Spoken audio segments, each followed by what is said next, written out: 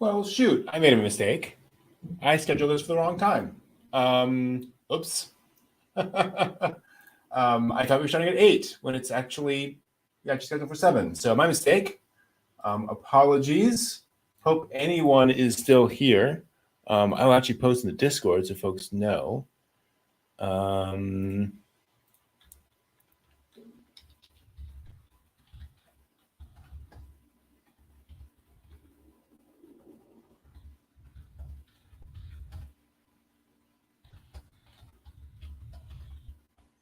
Started with the weekly dig now. Okay. No. All right. And we will get all the folks in. We will do the things. It'll be fine. We're all fine here now. Thank you. How are you? We are just waiting for Steve and John, who thought we were starting a little bit later. So hello, everyone. I'm keeping an eye on chat. Hopefully there are some folks in chat who did not all leave because we're half an hour late. That really sucks. I feel really bad now. But we will get started by talking about Astro Boy. Let me just go ahead and kind of get some things going on my end so we can do that. Whoops, not that. There we go. I am really looking forward to talking about Astro Boy today, actually. It'll be a lot of fun.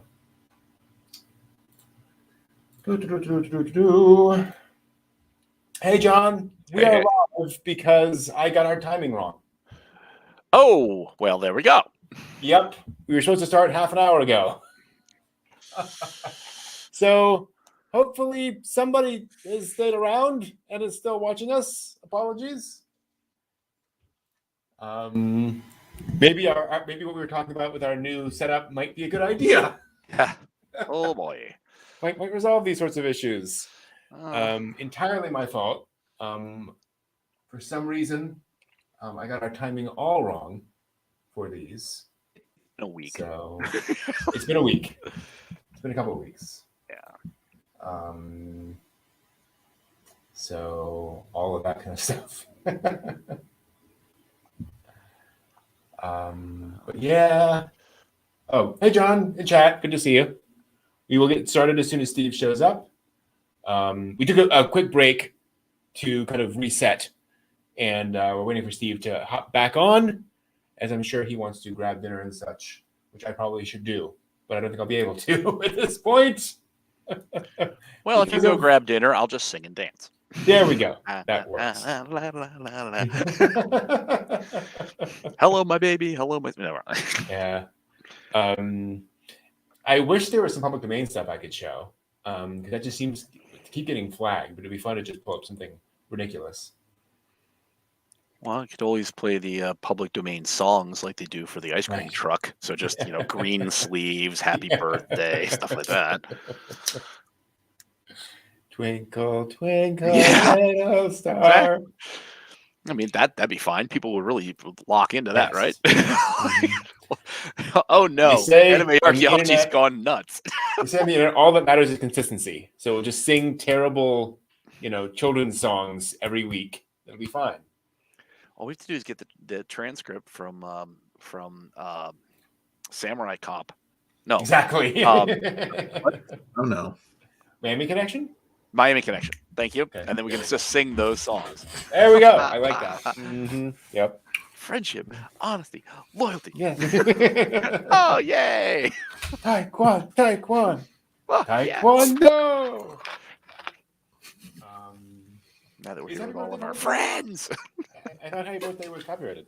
I don't know. I was thinking all the songs that I hear the ice cream truck play. Yeah. Green Sleeves is always the one that comes to mind. Yeah. I'm like, why is that? And then I swear there's some other Christmas songs, and I don't know. It's like, that's right. Let's see here. A U.S. judge finally ruled on Happy Birthday. This was back in 2015, and said, "No, of course it's not in copyright. That's ridiculous." Yeah. Now Foolish the mortal. Ruby Tuesday, happy birthday, happy, that might be copyrighted, but the Probably. regular happy birthday Probably. song isn't. I will give the folks at Warner Chapel Music credit. They when this came out, they said, while we respectfully disagree with the court's decision, we are pleased to have now resolved the matter. Yeah. Yeah, thank you for not squashing everybody's birthday parties. We really appreciate that. Just get it over with. Oh boy. You can sing it, but everybody owes us a nickel. What?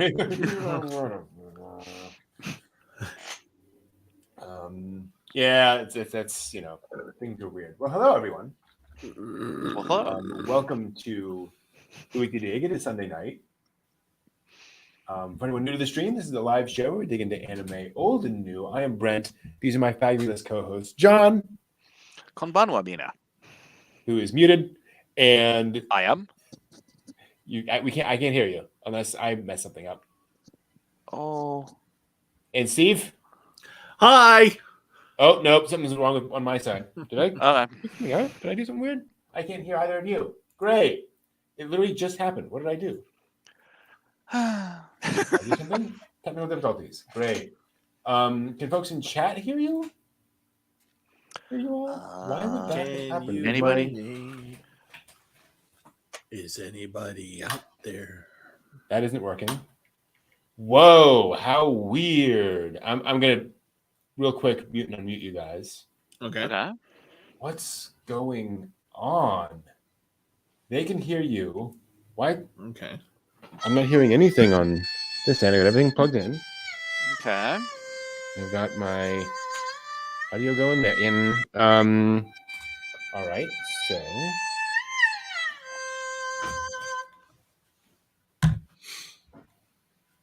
we're gonna try something different. We're gonna go straight in. Deep dive. Deep dive. Hello. Hello. Hello. Hello. Wow. Still nothing. Hello. Whoa. Really? Oh boy.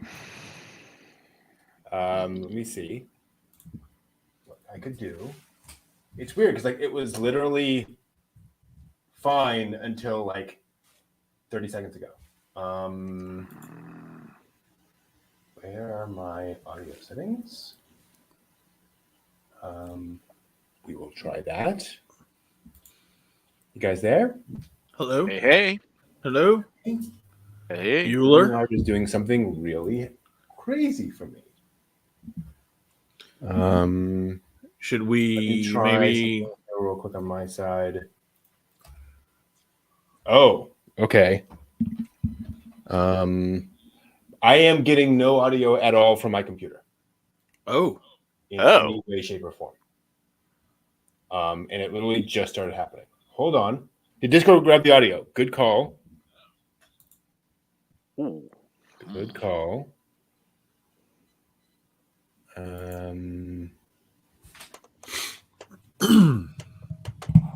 is that? Going appears voice and video. Device.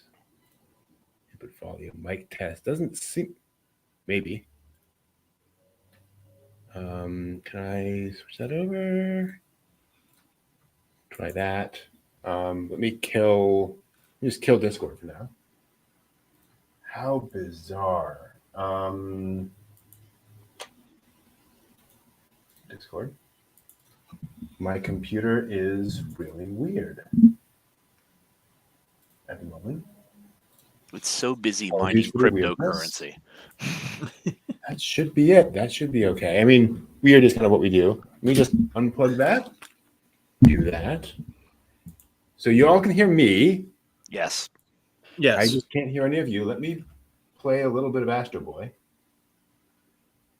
Make sure that's. Oh, maybe it's wrong. Wow, what a night. Okay, no, there's audio. There's audio there. Okay. Yep, I heard that. Yep, I heard Okay, that. so it's StreamYard now. StreamYard's funky.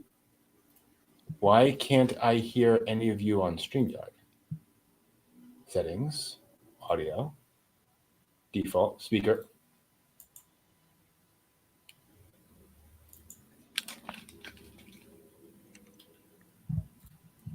Are you guys there? Yeah, we're here. Testing, No? 1, 2. Okay, hold on.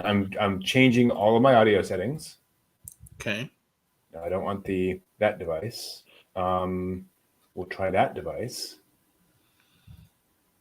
Are you guys there now? We are here. Nope. Wow. Okay.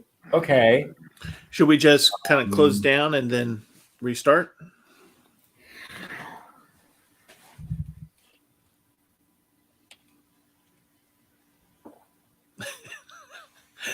I'm sensing you don't want to.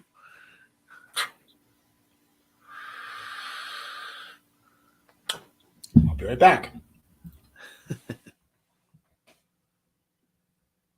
All right.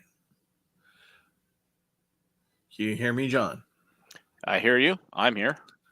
I'm here as well. Bueller. Do we also bail out, or do we wait for Brent to bail out and then come back? I do not know. Yeah, that is the weekly question. I was like, what do we do here? Well, now's the time, Steve, for you and I to sing and dance. All right, hang on. Let me get my tutu. Let me get my.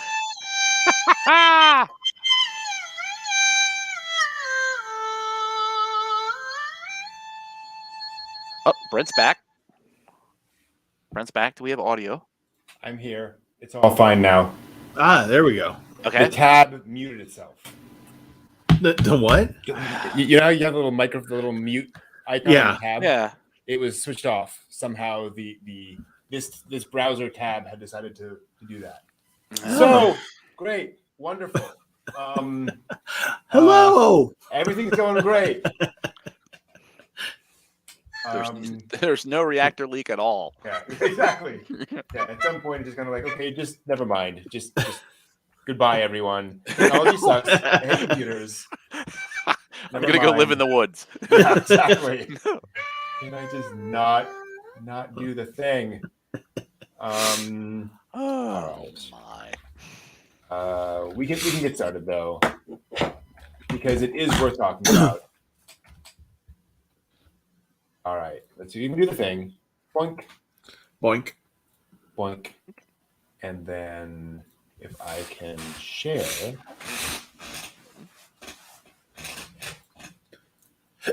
Look at that. All right. Okay.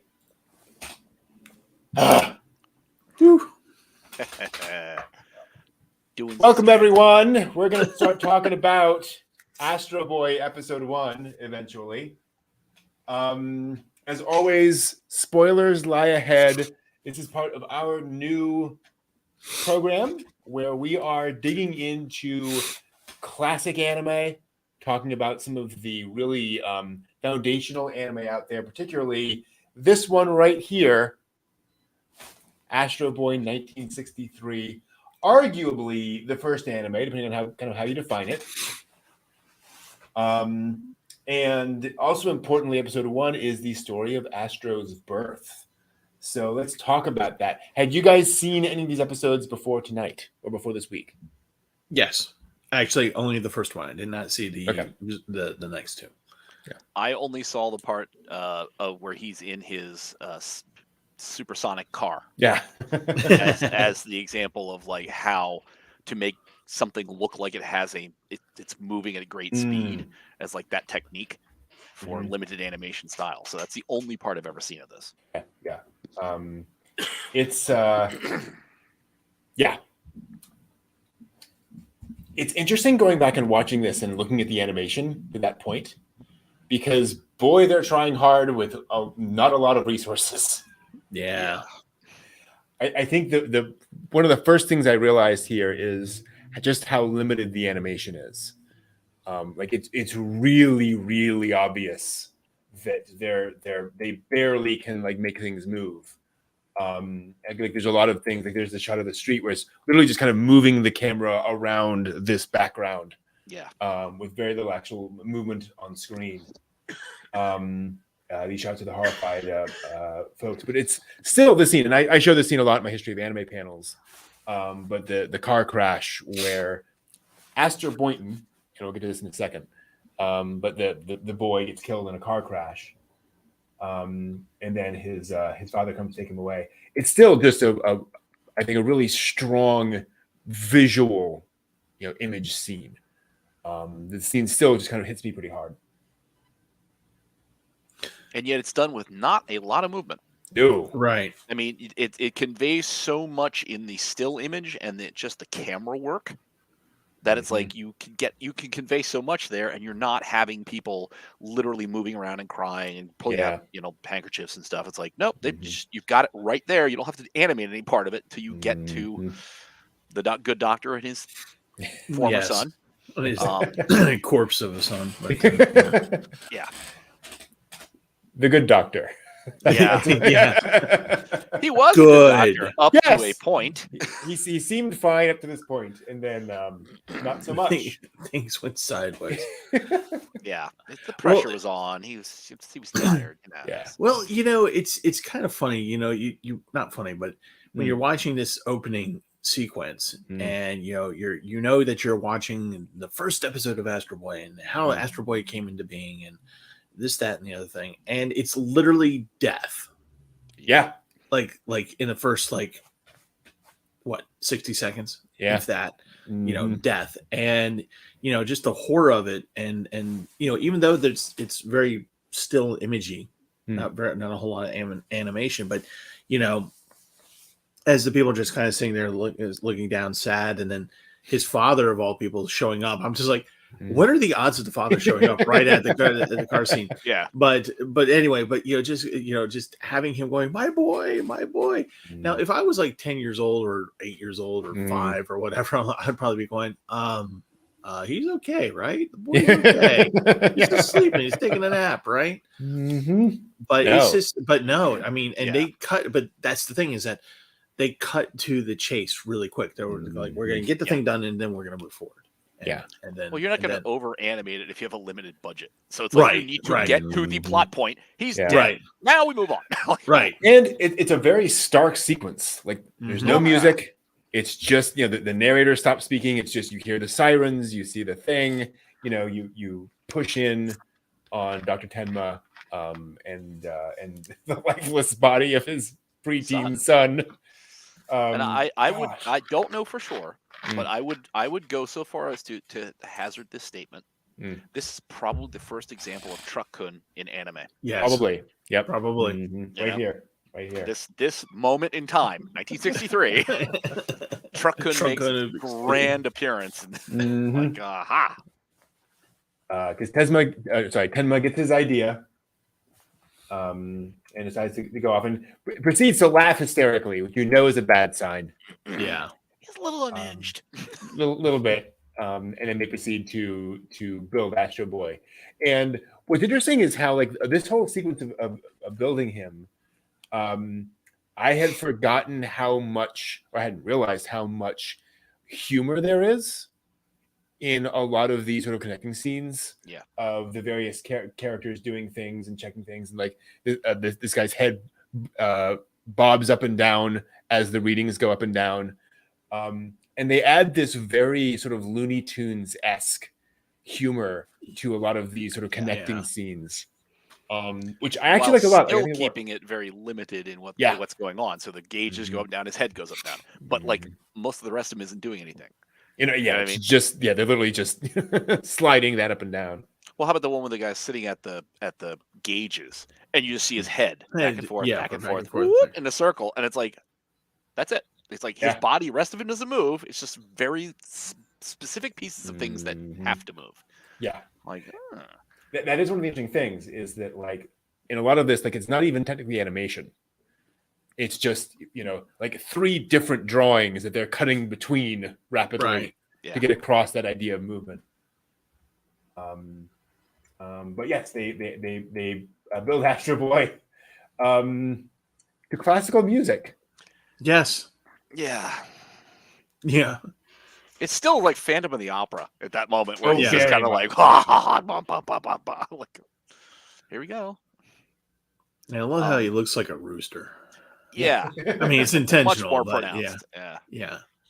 You might say he's a bit cocky. Very true. This 1963 reminded me of, as a kid, I had gotten a chance to see, and I had recorded on VHS, Alvin and the Chipmunks from around the same period of time. Yeah.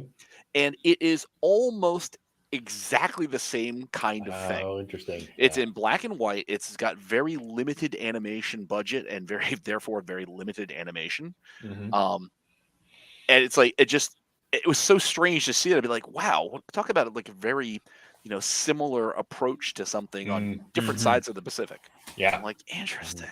Well, limited animation was a really big thing. UPA, United Pictures Artists, I think, was an animation studio started specifically to make limited animation for television, to say, hey, this is a specific approach we're going to take visually, not just because it's cheap. In fact, it wasn't cheap.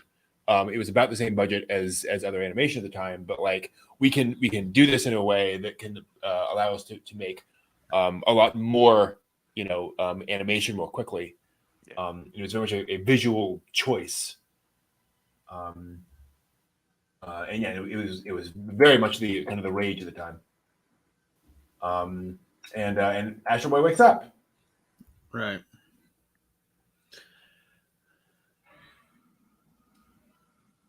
Takes his first steps. Tries to figure it out. And we get this really interesting visual of Astro just kind of very stiffly walking over to Tenma and then kind of collapsing in his arms. And this very kind of human element of Tenma, while Astro still being just very stiff and rigid and eyes open. And I love what they're kind of implying here, this idea of, these two things are not meshing. No. Yeah. Yeah, I know. It's almost like Astro Boy is like sitting there just going, I need an adult, someone help. But no, seriously, it's you're right. He's very stiff and he's just kind of like he doesn't know. A child, a normal human child, reacts to the stimuli around and responds. It's like, oh, this person must be my mother, whatever, and there's the latching on to things. Astro Boy doesn't latch on to anything. Nope. He doesn't understand it at first, and it takes him a while to figure it out. Yeah. And it's just, and then just to see Tenma standing here, just like, oh, my boy, my pride and joy, and you're just like going, this is not going to end well. No, this is not going to be what he hopes it to be. Mm-hmm. And it's just, I think it's just like really interesting. Like, and this is for the next couple episodes as well, where there's this effort to get the story across as quickly as possible, and just to make you slam it into your head and get you to think about it. So when they take time like this, then that's like a visual cue almost of going, oh, I need to pay attention and to figure this out, because everything else is going to move quickly. Yeah, absolutely. Yeah, it's very important. Which I mean, the whole thrust of the show is to get action boy adventure. Right. I can totally appreciate getting to the action boy adventure part, but man, there's so much story that's just in these first 3 episodes. Yeah, you could have done seasons on that. Yes. Yeah. Because Dr. Tenma has a lot of bats in his belfry. So it'd be some interesting backstory with him. How did you create the brain for a robot boy? You know what I mean? Like, we don't have that detail. We just see the schematics of it. It's like, well, yeah, you can take an erector set and build a crane, but it doesn't make it able to be like, Father, I love you. Oh, what's going on? It's like, give me backstory on that. I know you can't do it. Yeah. One of the most brilliant things about the 2003 adaptation of Astro Boy is it begins with Dr. Ochirimatsu, Dr. Elephant in this version, bringing Astro to life. Oh. And you're like, wait, where's Tenma? What's going on? And then like they explain what's going on, like why this is happening. Like there's a whole other backstory that they kind of bring in. I'm like, well done, because playing with audience expectations. Yeah. And that allows them over 50 episodes to tell all that backstory. Yeah, because there's a lot. Yeah. Oh yeah. So go back to the breakfast scene. Oh yeah. real quick. So this scene, Yeah. I laughed too, but then I thought about it for a second. So he eats the donut that presumably his father makes. He eats the donut, opens up the panel, and he pulls the donut out and puts it back on the plate. But the way he does it is to make sure that his father doesn't see it. Yeah. And that's like kind of like the foreshadowing of, Yep. well, he knows he's different. Mm-hmm. And he's trying to hide something, but what is it? And then of course later on. Although I guess I would freak out too if I would looked over and I saw a child like just go, here we go. Well, and it's that expression on his face of like regret. Yeah. Like he can't taste it. Like he knows he's lying to his father. Oh yes, it tasted great. Well, he doesn't know. Yeah. Yeah, he's an advanced android, but he's not that advanced. Right. Yeah, and then we get the whole sequence of this. And here's where I think of him playing and so forth. And here's where, again, I think this is where Tezuka and his crew are like, no, we're artists. we're going to, find ways to make this visually interesting. I love the idea that they have this spinning night and day cycle. Yeah. That we see, and it just gets faster and faster and faster and faster as Astro is just sitting there playing with the plane, and just goes over and over and over and over and over again. You look like, oh, right, like these just endless days. He can do this forever. Yep. Really clever. And then we get this weird thing. So in the various versions of Astro Boy, this has been handled, I will say, better. Yeah. And it's handled here. Yeah. Tim was like, well, why haven't you grown? Yeah, and that's like you when built him, you maniac. Yeah. Oversight. But yeah, again, you're just like, you want to look at Tenma and just go, you should have known, because if you didn't build in the capacity for him to grow, he's not going to grow. Yeah. And it's just kind of like, well, okay, you want him to be a boy and you want him to become a man to take over your legacy, I suppose. Yeah. Okay, but you didn't take that into effect. So, so here you have him kind of going crazy. And you're just like, but how did you not know? Yeah. It's very strange. The thing I like about the way the manga handled this, and again, to be clear, like in the original version of the manga, like this is basically how it goes. And then Tezuka went back and in later revisions, later releases of Astro, kind of redrew it and refined this over time. The way he eventually handled it is that Tenma realizes that Astro can never think like a human. That the way he they ask him in the manga, they do the drawing here, draw a flower, and he draws the molecular composition of it. Yeah, it's like he doesn't understand beauty. That's just not something that kind of computes for Astro Boy, and so Tezuka kind of has the psychotic break off of that. This feels a little just bizarre and forced. I wonder if it's just kind of a joke that they're throwing in that the kids would laugh. That Tenma feels this way. I don't know. I mean, it is funny to see him. He's trying to measure Astro Boy, so that's amusing. But maybe you're right. Maybe this aims for kids to be amused, but for the adults to be like, "Wow." Because Dr. Tenma is a horrible human being. Yeah. Well, yeah, I was gonna say, because he's just like, don't you love me? Can't you grow for me? It's just kind of like, wow, that's harsh. I mean, it's kind of like saying to your kid, can't you throw a fastball? Why don't you love me? Throw a fastball. It's just like, which in fairness is kind of the metaphor. Yeah. If you love me, you'd win. What? Right. Yeah. And again, more of the background there, we see him being measured, as in no background. There's nothing. You got a shadow, and the shadow is only the platform that Astro's on. That's true. Dr. Tenma is not throwing any shadow. The actual post to go up and down doesn't throw a shadow, just that little slice of the actual platform shadows. Yep. And it's like, boy, that's real limited. Yeah. Yeah. They didn't have time. Clearly. in fact, this whole sequence, it's It's all of this gray. is all gray backgrounds. Yeah. Yes, and eventually he gets sold off to the circus. And again, I think I got another. Just Yeah. you go bananas and you sell your Robo Son. You sell him. Like, yeah. Well, and not hell only on? do you sell him, like I would, Mm. not that I would do this, but if it were me and I, wanted to sell the thing, then I would sell it to like, another nation, a corporation, or Mhm. something. They sold it to this guy.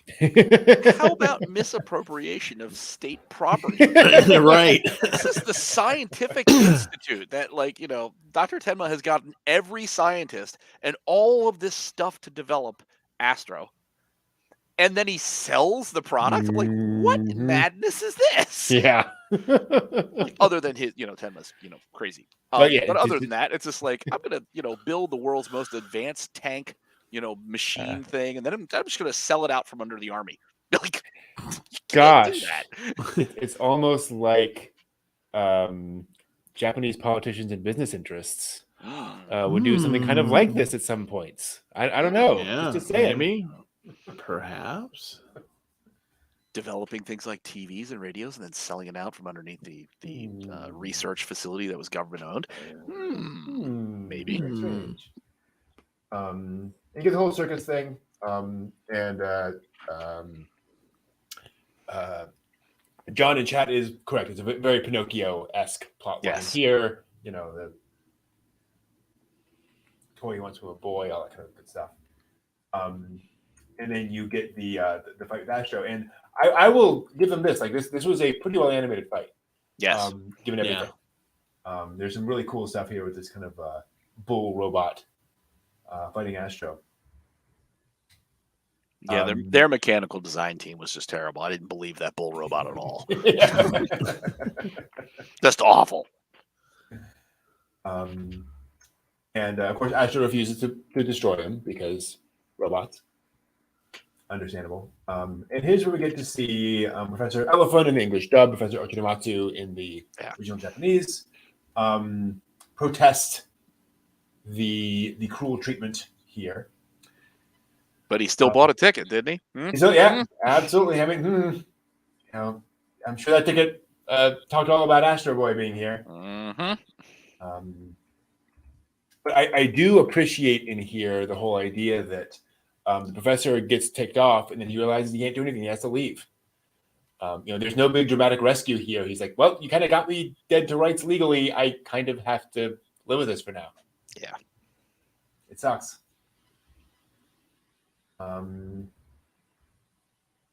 Let's see here. And yeah, it's a really sad part. As Astro is basically enslaved by a circus owner. Yep. Forced to fight his own kind. And then finds all of the robots that have been left behind and that are going to be scrapped because they weren't useful anymore. It's like, geez, Tezuka, chill. Yeah, they did I thought for the budget again, they did a really fine job when you had Astro sitting on his crate. Yeah. That his just dejected look was it was so well communicated. And in this instance where the backgrounds are so simple and they're grays and dark and everything else like that, it's like this was film noir in like the juxtaposition of light and shadow. And I was just like, damn, you guys were, that's knowing your limitations and then also knowing the functionality of that kind of artistic presentation. It shows much more for the creative usage than it is to just neatly excuse it as they just didn't have the money. It's like, they didn't, but they were not sacrificing the art. And it's like, that's really cool. I kind of really appreciate that. And especially because, like, on the one hand, these were images that everyone assumed would disappear forever. Would get broadcast once. Yeah. And no one would ever see it again because that's what television was like in the 60s. And so on the one hand, and this is, I think, endemic to anime as a medium, this idea that regardless of that, we're going to make sure that we figure out how to use the medium to its greatest effect. Those scenes where it doesn't matter, we don't need the backgrounds. That's fine, as long as it gets us where we need to be. And then here in this moment, we make sure we communicate what we need to. It's really cool. And so we get the whole circus sequence, which I thought was really fun. The long panning shot of all the robots walking past and all the weird little things they're doing. Again, very How the Grinch Stole Christmas kind of oddity. Well, what was it from Rocky and Bullwinkle? Ace of Fables or whatever it is. Fractured Fairy Tales. Fractured Fairy Tales. Yeah. Where you get all the elephants and the guys walking by in the little Department of Public Works dude with his little cane. It's like, that's what reminded me of this. And I'm like, oh, here we go. Yeah, totally. And so bad things happen. Astro and company have to save the day. And again, another kind of, in the midst of this natural disaster and all of this, destruction and flames everywhere, we still get all of this comedy of all of the robots like picking up all the humans. Yeah. At least they took the high road on that and didn't just like you see them throwing body parts in the bucket. Yeah, exactly. Like, oh, that's terrible. At least they're entire people. That's a good thing. Mm-hmm. Yeah. The asteroid again saves his quote unquote master, but runs out of power in doing so. And again, to your point, John, like how much they're packing into this episode of plot. The fact that we saw earlier that Astro shared his power with the other robots, so they would be able to move, and now he's in crisis because he can't, because he's out of power. He's able to when he was sharing his power, I swore he said, "Well, I've got 12 volts. I've got more than enough." Yeah. And I thought, 12 volts? volts. Good night, kid. What? I mean, the future must be amazing. Would they need like 1/8 of a watt or something like that? So 12 volts is more than enough to do it. I'm like, crap. Yeah, that must have been a misdub or something. Yeah. Well, that's what they thought that the year 2000 would be. Yeah. 37 years later, of course, 12 volts would be able to power anything. An entire city. Oh, okay. It's not the voltage, it's the amps. Oh, I got you. But it ends with the announcement that robots cannot be owned, and thus Astro is free and decides to go off with the professor. So when this little sequence happened, and the circus owner learns that there has been a public outcry and robots have done their thing to gain their freedom. Did this not remind you of Metropolis? The anime. Oh, wow. Yeah. Because, in that story, they, the robots are also kind of wanting, they're very much segregated from society, and there's places they can't go and things they can't do and stuff like that. And so this is the germ of the idea, I guess. But, but to have this and then just to turn it around and just kind of go, well, Skynet is here now. So, no, but to have that and then to wrap this up in a nice little bow, because you really did present early on the idea of, well, he is a product and he is legally not a thing, like he's sentient, but he's not recognized as a sentient being. So now he is, and he's free. Yeah. I wonder if Tezuka was concerned that kids wouldn't quite understand all the ramifications of this, and so he kind of rushed through this at the very end. Yeah, because I think we know there's a whole lot that could have gone into like how do robots get rights. Okay. Yeah. I mean, those are things that crop up again and again and again. Like, Time of Eve. Yeah. What I mean? Androids, are they a thing? Beatless. Are these sentient portable server systems? Are they people? Vivi Fluorite just a couple seasons ago, same kind of thing. It's like, where do you draw the line? What is the quintessential right to be your own thing versus being an object? I'm like, so it's cropping up quite early. Yes, absolutely. This show does a lot. Yeah. And this is episode 1. Yeah, exactly. Like, jeez. Well done. We've come so far that now one fight in Dragon Ball can take like 8 episodes, and here we have everything in one episode. Yep. Yeah. Damn. There we go. And Astro gets his freedom. You also have to wonder, like we were saying before, the fans. Now, and to Edmund's point, there hadn't been an origin story for Astro up to this point in the manga. So this is kind of the fans' chance to see that. But I think they all kind of knew where this was going. So it's kind of interesting how this could be one of those things where they're like, okay, and done. Like, we're just going to kind of elide all of the ramifications of this and just get to the end. Or it could just be they're like, we're done. Right. We just drew 23 minutes and 48 seconds of animation. Time to wrap things up. Who knows?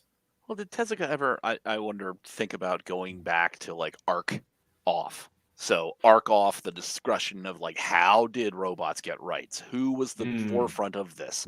How does that, segue into Astro's experience so that we see, that you can bring it up to a point where it's like, hey, turn the TV on, robots have rights. It's like, I'm gonna guess that probably he wasn't gonna work on an arc like that, or who knows? You know what I mean? It's like, well, when he died, he is reputed to have said to ask God for just a little bit more time.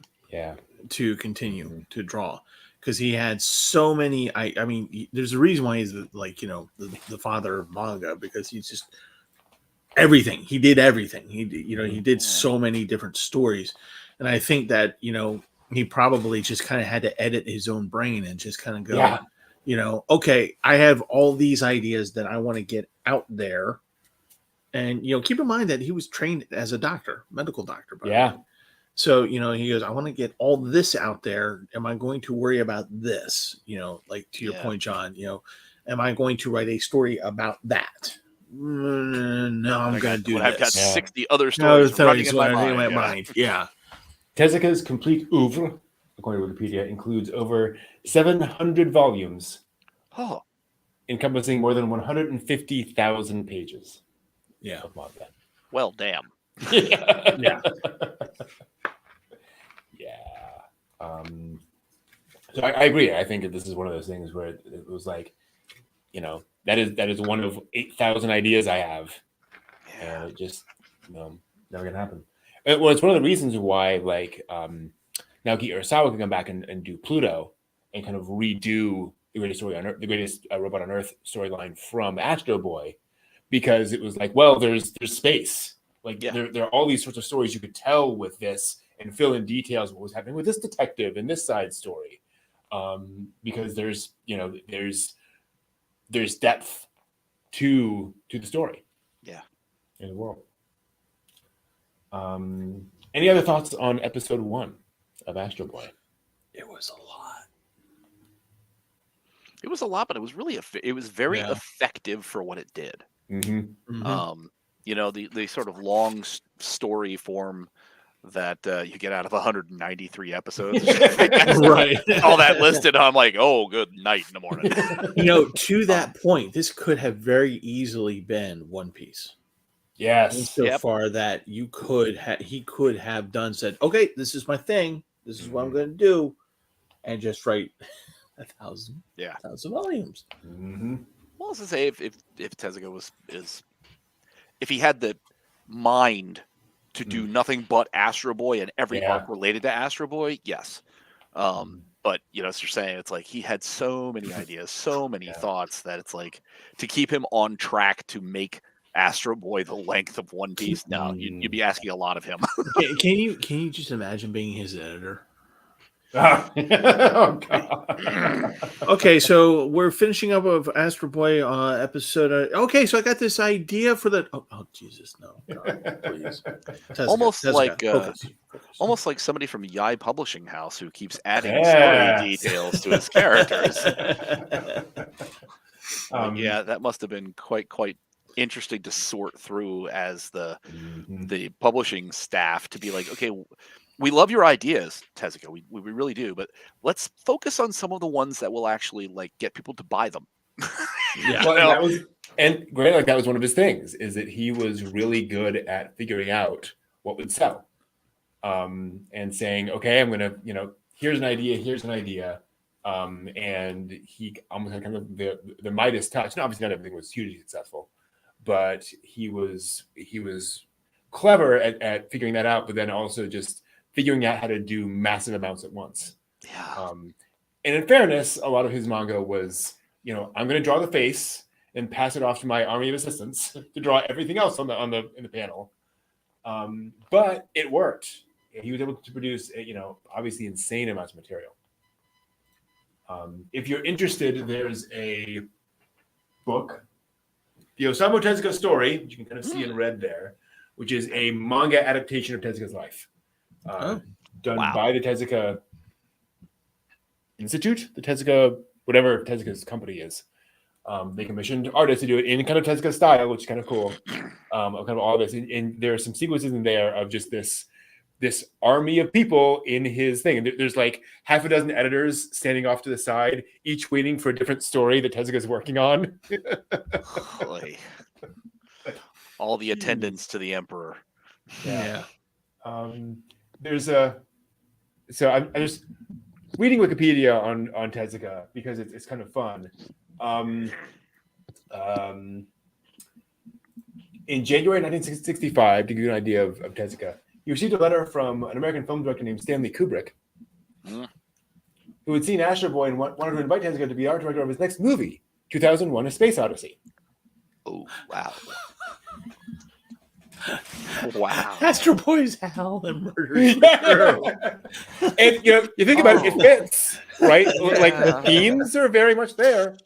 Although flattered, Tezuka could not afford to leave his studio for a year to live in England and work on a movie.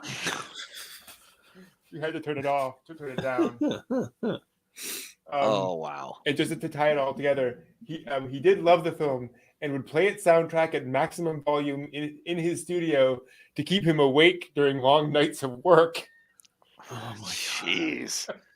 Yeah, I can just see that. Wow. Okay. Keep on going. I can get one more face done here, guys. Gosh. But yeah, it's a really impressive first episode, I think, for how much it gets done, how much it tells, and how more or less arty it is with what that is. All right, let's talk about episode 2. We have some time. Let's do that. Just switch over here. There we go.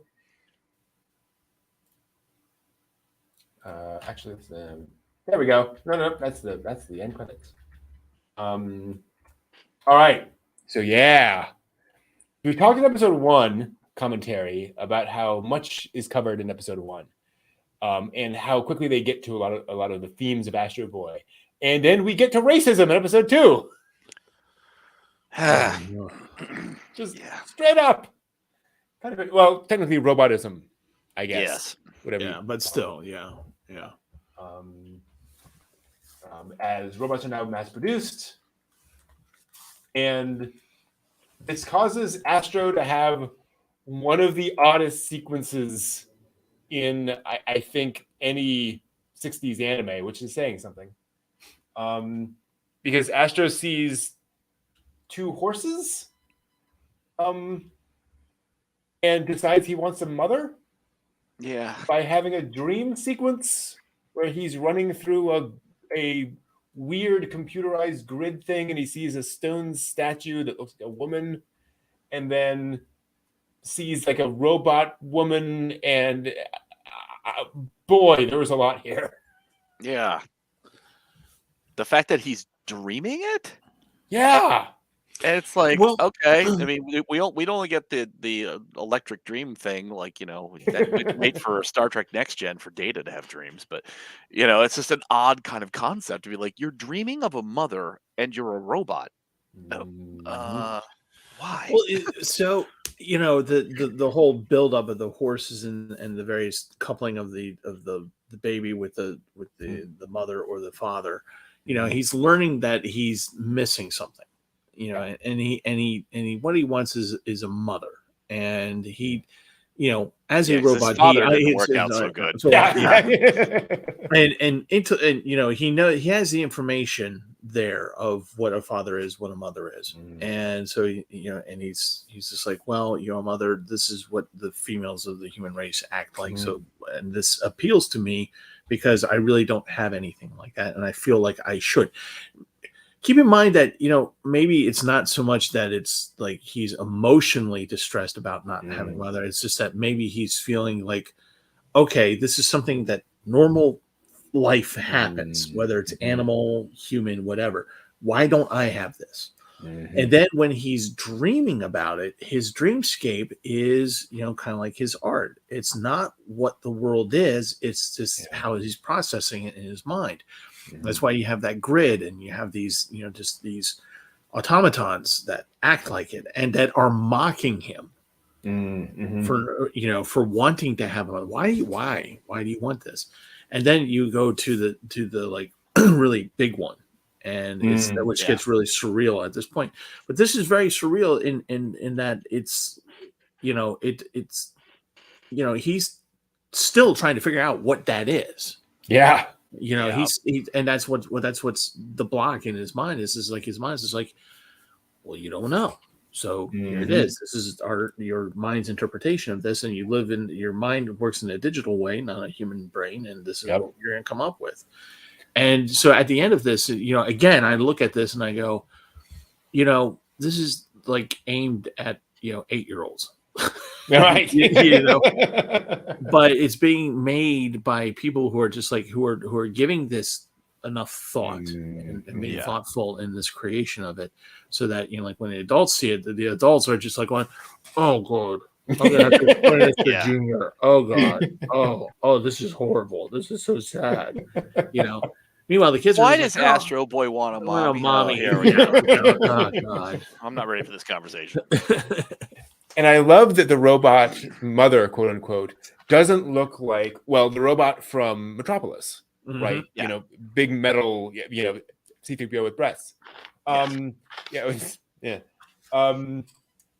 C-3PO was, by the way, based off of the Metropolis. Anyway. Yeah. But it's clearly like an industrial machine. Yeah. That Astro's kind of interpolating into this figure. It's just really fascinating. Well, a lot of this imagery as well, like the broken rocks in the background, the grid kind of surface. Yeah. It's very reminiscent of some of the Marvin the Martian interesting. cartoons from Warner Brothers. That a lot of times you see Bugs Bunny in the sort of Martian scape, and that would have been, I think, some of those were the 1950s. But it's grid layout with kind of weird structural shapes and stuff like that. So it's like I saw that and I'm like, wow, I wonder if there was a little bit of a Warner Brother influence into how they laid this out. Oh, that makes me so angry. My PU-58 space modulator. Tell me, boss, why do you want to blow up the Earth? It obstructs my view of Mars or of Venus. Or Venus. Oh, okay, that's good, Doc. What? Yeah. The Illudium 234 space modulator. There we go. So they then proceed to build a robot mother and father for Astro, or beginning construction of that. And this was interesting because this is something that doesn't really go very far, isn't taken very far in the manga or the other anime adaptations or anything. They're just kind of there.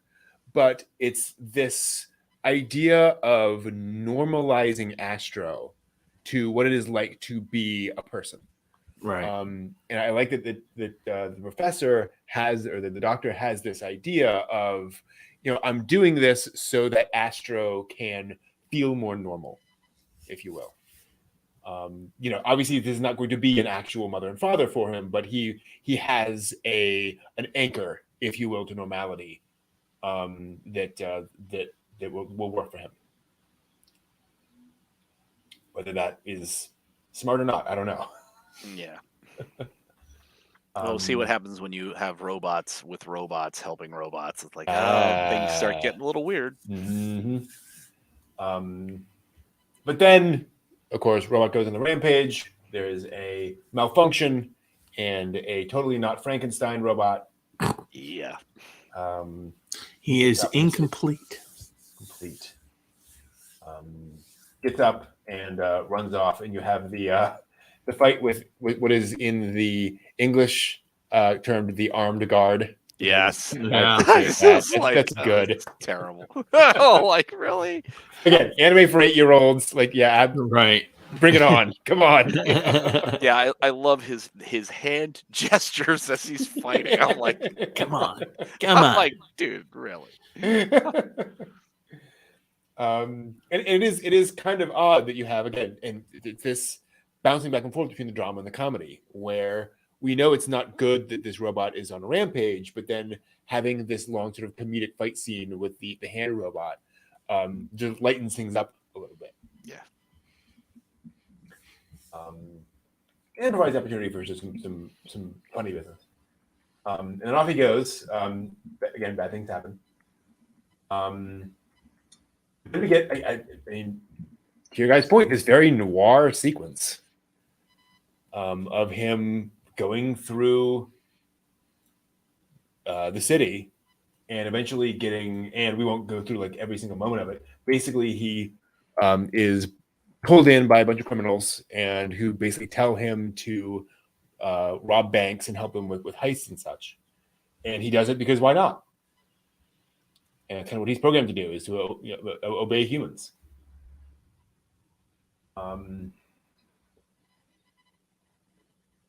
But of course, the downside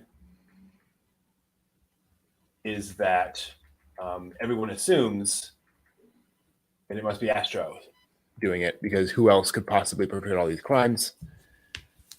And Astro looks so much like him. Right. Yeah, right. It's a giant gorilla of a robot. Oh, well, this like 10-year-old small boy must obviously be him. Okay. Obvious.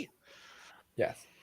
And you have Duke Red here, quite wonderful for the prosecution. But it does open up this interesting problem of now robots are being seen now that robots are not simply a product, now people are judging them for their actions. And it opens up this whole new can of worms as to how humans are going to actually treat robots now that they have their quote unquote freedom. Which leads to the scene on the ocean liner. I really enjoyed this. I thought this was really fun. The whole sequence with them, with Astro fighting the squids and the octopi underwater. Again, just very, very goofy. Which, I mean, he could fly there. Yeah. So it's like, you got this total sense from this. So it's like, oh, you could cut to the chase by he just flies to the boat. Mm-hmm. But it's like, no, having him go underwater allows you to inject this hilarity. Mm-hmm. And it's like, just flying through the shark's net when he's like, boppity, boppity, boppity, boppity. Yeah. I think I can get to that sequence with the squid, because I just found that funny. The squid tries to run away, and Astro just kind of like pulls the top off of him, basically, as he flies by, and then apologizes and comes back and pops it back on. Yeah. It flies off. And squid, octopus, back to squid. Yeah. Very, very fun. And the big fight. Yeah, no, I think it was a really good fight. It's a nicely animated little fight scene. Yes, there was effort put into that fight scene. and money. Yeah, budget was spent. But then the ultimate problem was, and again, I appreciated this. It wasn't about defeating him. Stopping him isn't the point. The point is to change people's attitudes towards robots. Right. I think it's kind of where it all goes at the end.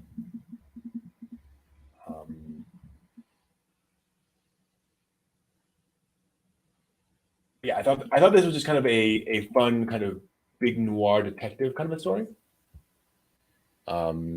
With this twist on how robots are being treated by humanity.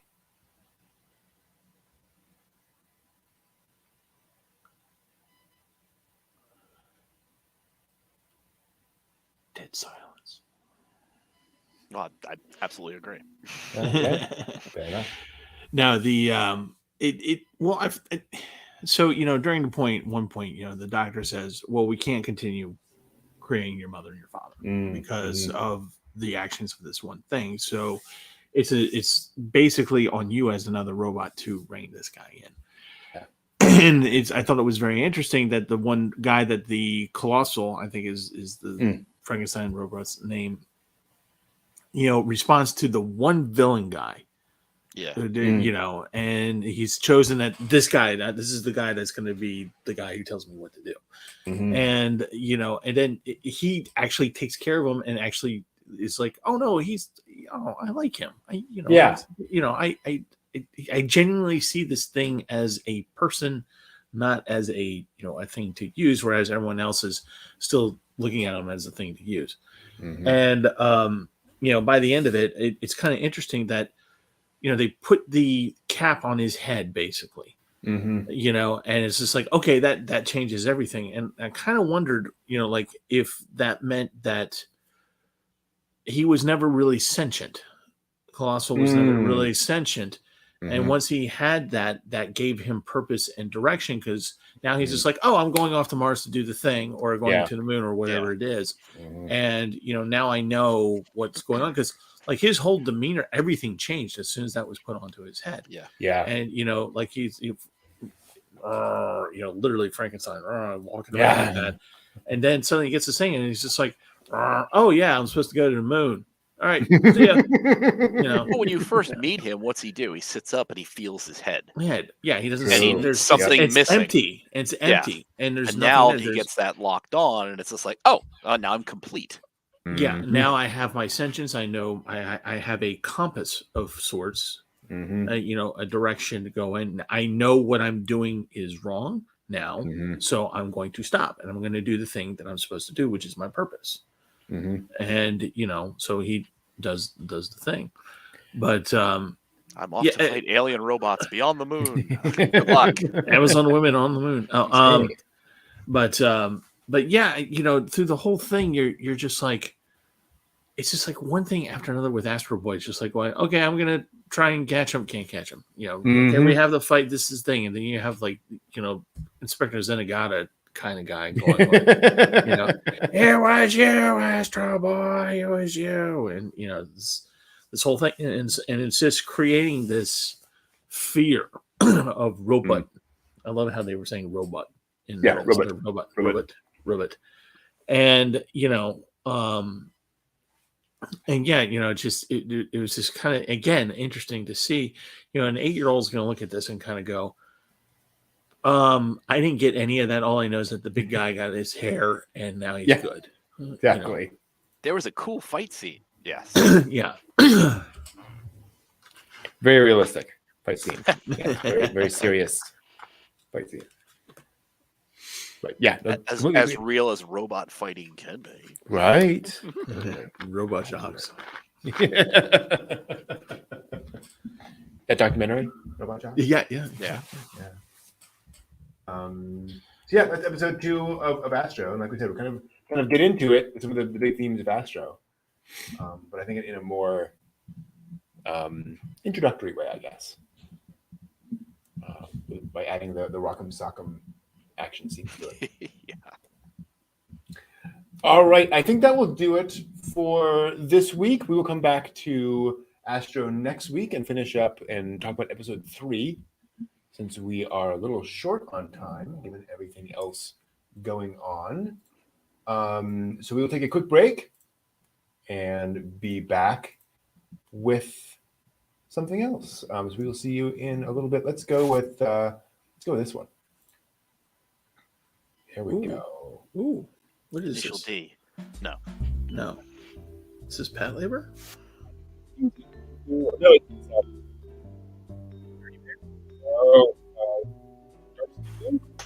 was it? Was it? One of the Yoshiaki Kawajiri. Let me see here. Definitely one of his. Wicked City. This is Wicked City. Oh, okay. Yep. Okay, Wicked City. Ooh, there's one. Mm-hmm. All right. Crunchyroll has Initial D, by the way. Oh. Yeah, I saw that the other nice. night when I was looking around. I'm like, what the? Like, holy crap. All right, I'm going to take a break. All right, Be right back. Bio break.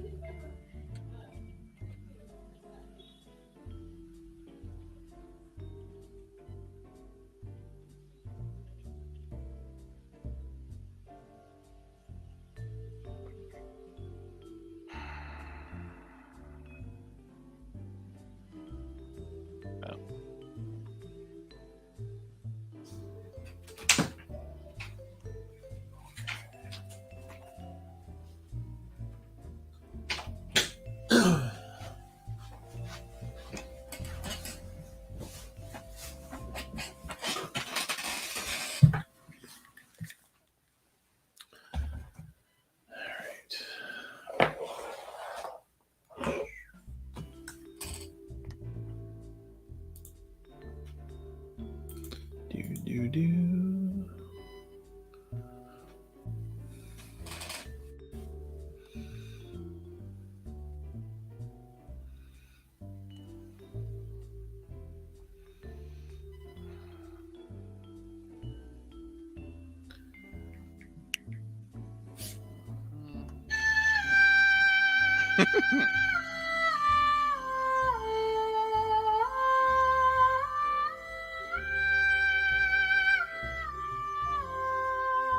Steve's got the old theremin out again.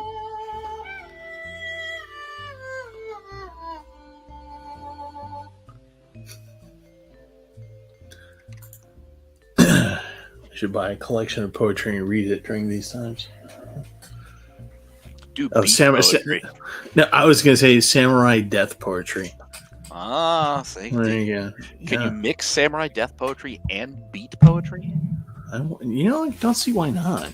Sakura blossoms blinding me, pulling out my nose. What? What? It's got silver in it, so it's like samurai, but it's like beat, so it's like, hip, and it's dark too, so it's samurai beat, hip, dark, goth. Yeah. What? What? No, stop it. No, this Like is a terrible. fossil tree from which we gather no flowers. Sad has been my life, fated no fruit to produce. Dun, dun, dun. And that was written by Minamoto no Yorimasa, Mm. 1106 to 1180. A samurai in the Genpei Wars who defended a temple. The defense failed, and he was captured and forced to commit seppuku with his own wakizashi. Wow. The only one I know is Crane's Call Flying to the Reedy Shore. How desolate I remain as I sleep alone. Oh, Mm. It was that's a done. good one. It was by somebody. I think it was the artist's name was Tajihi from the 6th century. Mhm. So, why I remember that one, I don't know. But thank you, college Japanese class. I learned a thing. Here's one that would work well in Genshin. Let's go ahead and come back a little bit. Both the victor and the vanquished are but drops of dew, but bolts of lightning. Thus should we view the world. That sounds a lot like what A says. Yeah. Yes. There is something about the eternity, but humans, they are like the drops of dew, ephemeral. Oh my God. So we need to get the English voice actor does Zhang Li to read Samurai Yes. Poetry. Oh, yeah. Hell yeah. Osmanthus wine, after all. Still tastes the same. But where are And John in chat, the cat is okay. I didn't kill the cat. The theremin did its thing. Let's take a moment to talk about the anime we've been watching lately in a slightly revised segment. We're going to talk about some of the anime we've been watching the past couple of weeks and go into those. First off, John, I know you've been looking at some of the upcoming anime from this coming up season, which we will be doing an anime watch party in a couple of weeks. We got to schedules, we got to align. Any call outs yet, or still just kind of getting a sense of things?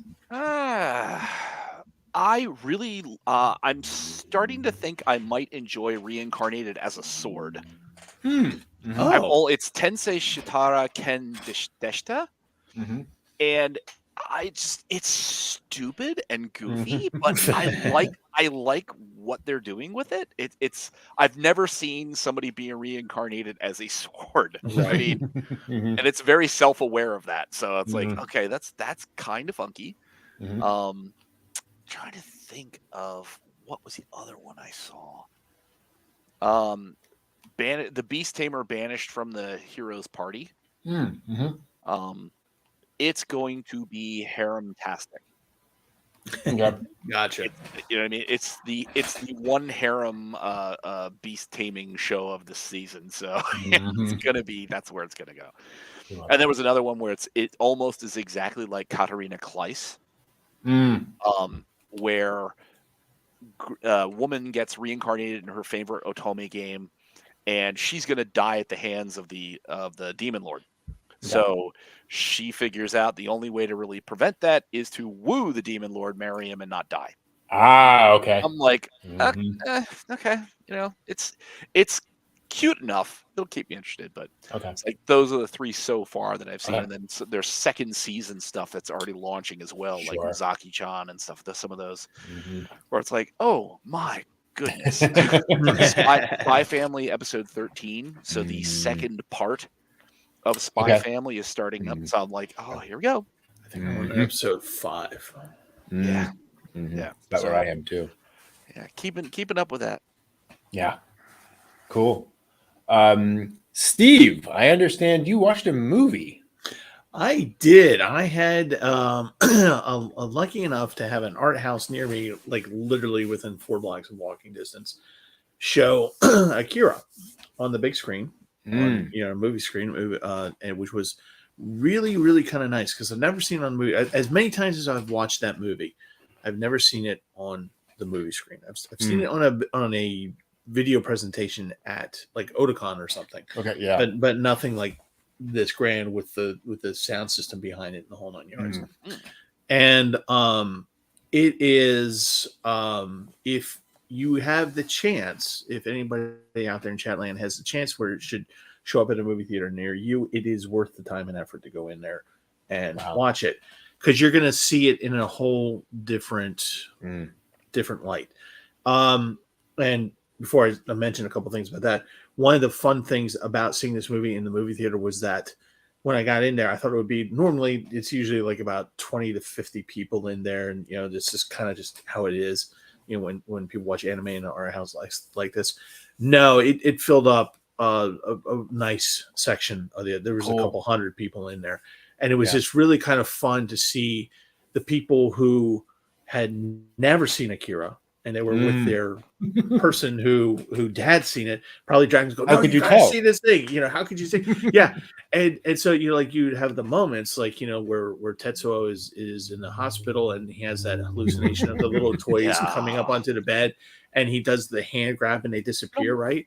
And all the people who did, bloop, bloop, bloop. And as it's happening, you hear people who have never seen the movie going, "What is this? What's going on?"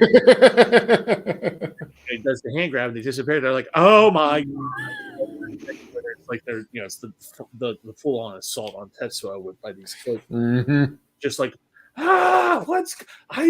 this is awesome, but I don't understand.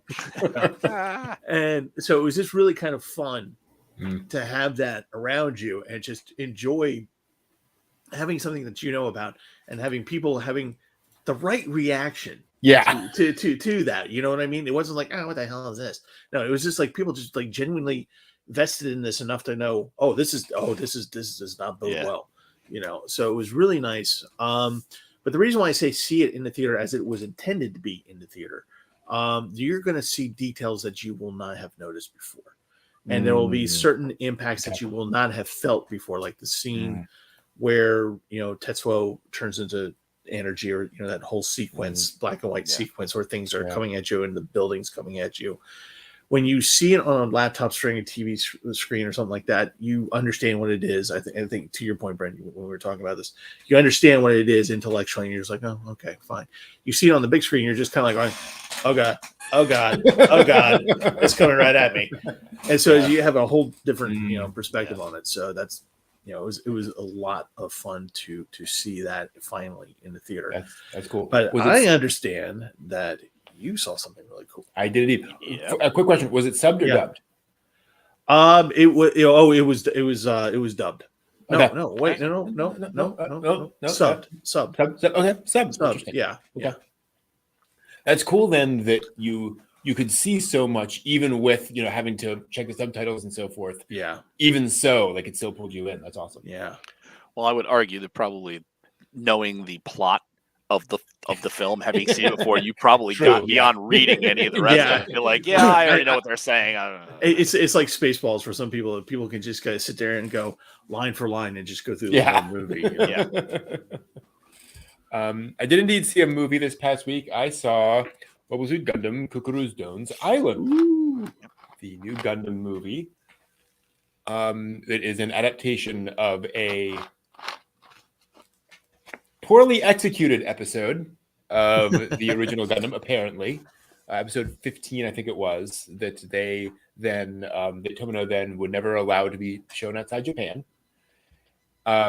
So apparently somebody at some point was like, "I'm going to make a movie out of that." And so they did.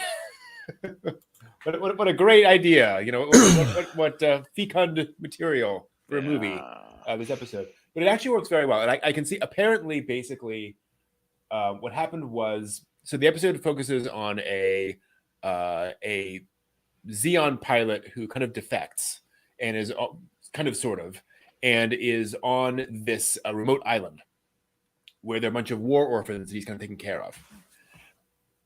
It is hard to make an episode of an anime that already has that many characters in it and add like 15 kids to it. So I suspect the animation just fell all to pieces in this as they're trying to show all these kids running around and get all that kind of stuff. That's apparently what's going And I think it works really well as a movie. They have the time and the space to let that episode breathe, introduce these characters and spend a little more time with the kids and introduce them. What I really liked about the movie, as I mentioned with you two, was two things that did not happen. I liked that Shar does not show up. He does have a line, but he does not show up. And the movie does not put the children themselves in like serious mortal danger throughout the movie. Like, obviously, bad things can happen, and with the older kids, there's dangerous moments, and I won't spoil any of that. But this isn't like, oh, we're just going to smash all the kids in Act 3, right? That's not the kind of movie it is. It's more we're going to follow these characters and see what happens. I also appreciate that they're already, in a sense, they've already had their trauma. So this isn't about them being traumatized by what's going on. Obviously, it's a difficult thing that's going on. It's tough. But this isn't Grave with the Fireflies. Right? It's not that kind of a child war story. Really, obviously, high-budget mecha animation, high-budget character animation. And I just found it to be very engaging. It might be a really good first Gundam for people. If you want to get into the franchise, watch this to give you a sense of that, give you a sense of the characters. Another thing I'll point out, and then we'll move on. I was actually talking to another Gundam fan about this, and what he found interesting is that they actually kind of address some of the elements of the series that have become a little dated.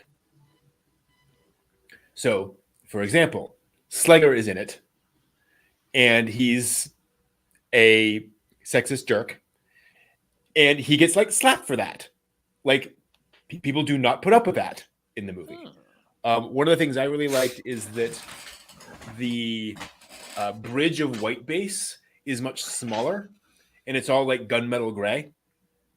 So it feels a little bit more like a submarine, bridge than this massive wide open space. Like it's like the size of a football field. Space battleship Yamato. Right, yeah. 3 acres worth of like command bridge. Exactly, yeah. So that was, I think, was kind of cool. But it's still relatively large, but just adjustments were made. So really fun. And again, nice self-contained story. You don't need to have watched the original Gundam. You don't need to have understood all the stuff going on to appreciate the movie. Nice. Cool. Also read a manga this week called Dungeon Room, I think. Let me make sure I have that right. Dungeon People, excuse me. A young woman, her father was an adventurer and disappeared on the lowest level of a dungeon when she was very young. He kind of trained her to be a thief like him.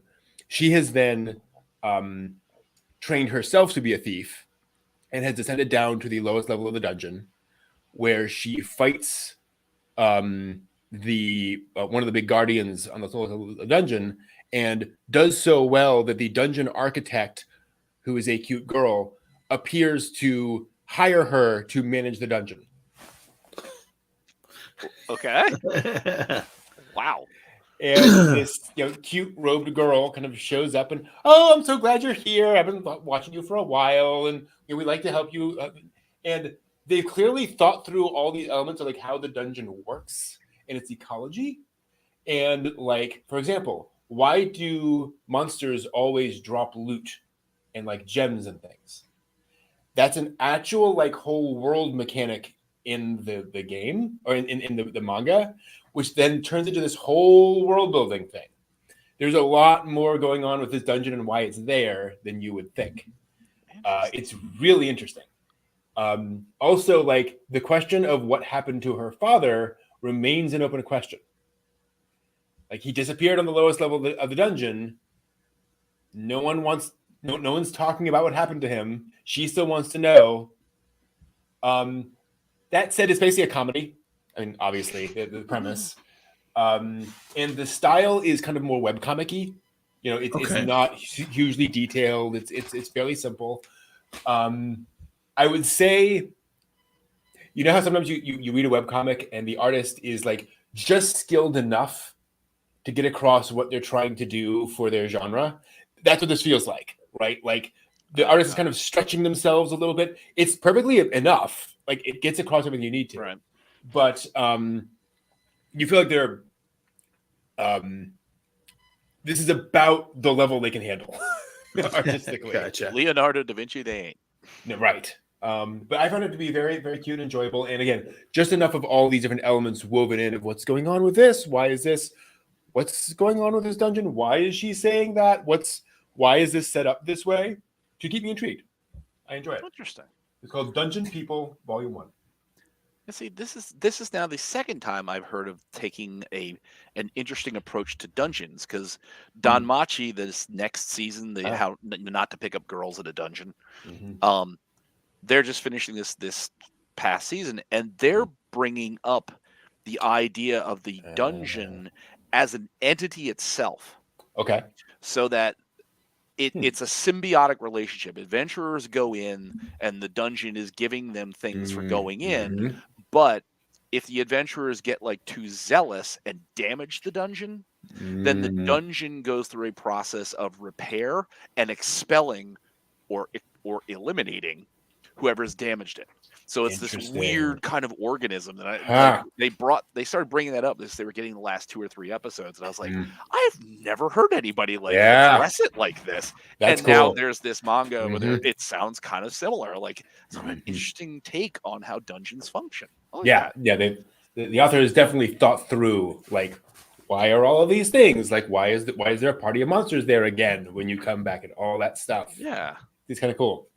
Like, why do they respawn? What would an orc need like a artifact set for? Why are they always carrying gold? What do they buy things with? Yeah. Why does that one have a dolly? I don't understand. It makes no sense to me.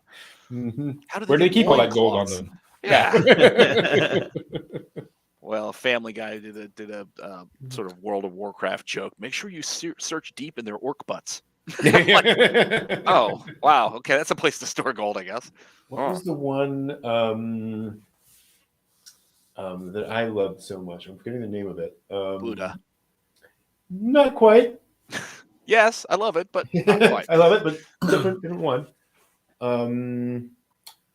Delicious in Dungeon is awesome. Gosh, did I sell that? I think I may have. Like I have it digitally, right? I think that may be one of those ones that I did. It's like how to create a dungeon, I think was the title of it, something like that. I have my list up here. How to build a dungeon. That's the title of it. Evil wizard decides to build a dungeon and stock it with various monsters, including beautiful girls that he can then take off to his bedroom. Because if you're an evil wizard and you can summon creatures, why not? Right? It's a very ecchi series, but it beats Tinder. Yeah, exactly. Pretty much. But it is very much this. Okay, I'm going to create this dungeon, and here's how it works, and here's why I need this thing here and that thing there, and here's why I need to summon these things, and create these various groups to so that this group can support that group, and so forth and so on. Kind of interesting. And lots of sex. So just FYI. Mature content. Very shrink wrapped manga. Very much shrink wrapped manga. Can I open this and look at it? Not unless you're buying it. Okay. Good enough. Can I pick this up? No. I swear I'm over 12. No, it's 18 and get out. Not gonna happen. Y'all hear that?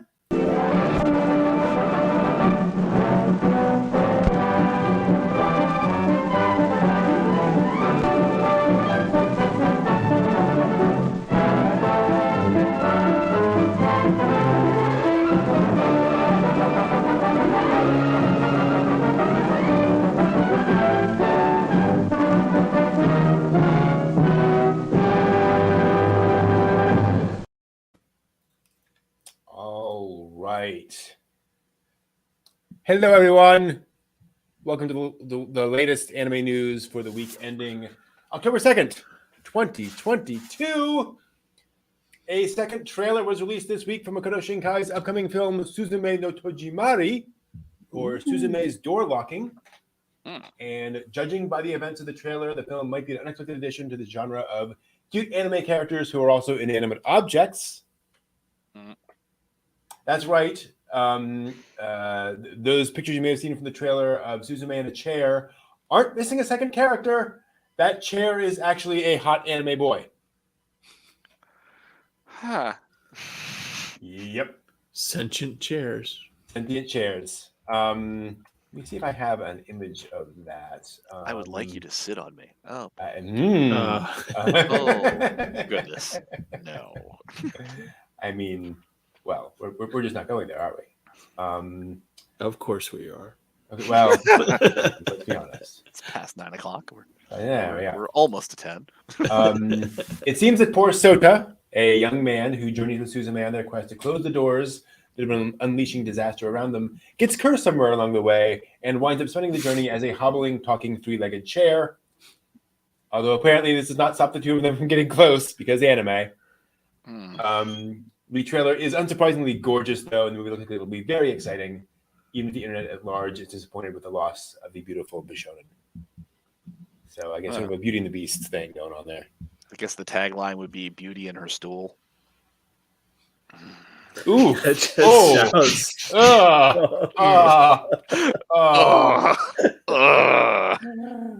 I mean, technically a three-legged chair. Is that a stool? It's true. You know? Yeah. Oh, my God. Exactly. Oh, I do wonder if Shinkai is kind of pushing himself a little bit to say, okay, you know, I've done all of these cute teen romances. Let's just make him a chair.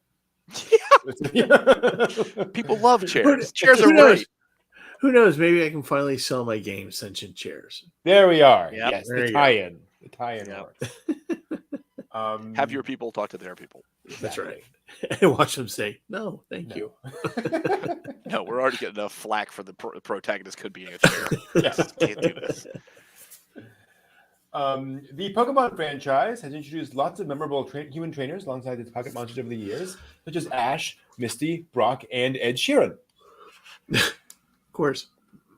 Why not? Sure. The singer released a music video this week for his Pokemon collaboration song Celestial, which will be featured in the upcoming Pokemon Scarlet and Videos games, along with scenes of it with Ed in the real world, along with groups of imagined Pokemon.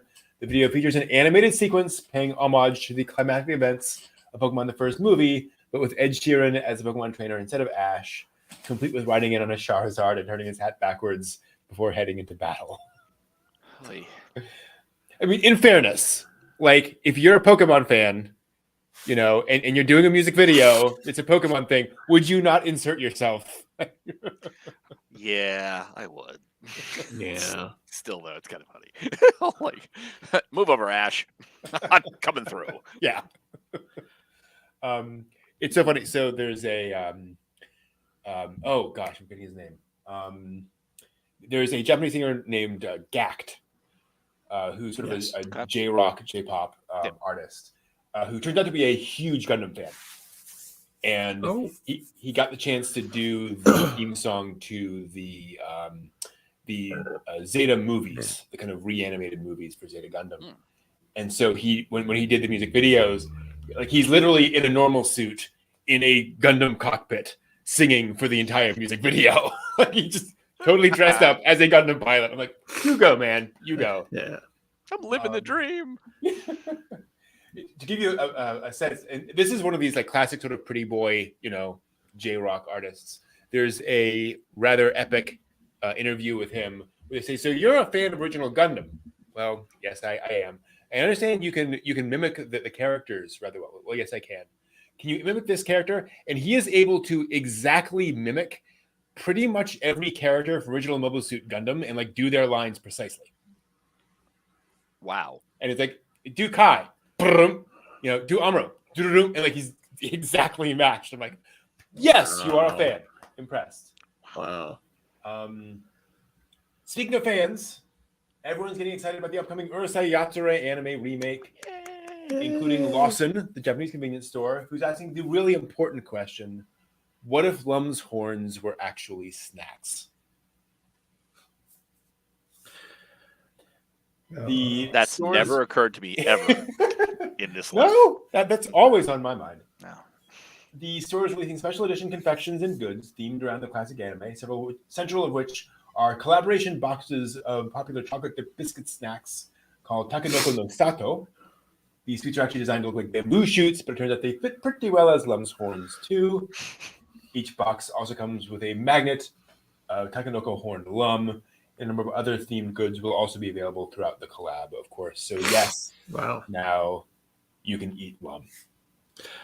Oh, we're not at 10 o'clock. I went there. Yeah. I mean, it's, her horns. Yeah. Anyway. Mm-hmm. I mean, it's not the weirdest thing ever, right? No. Like, it's okay. She has this distinctive shape. Cornets, all sorts of different things could be. That's fine.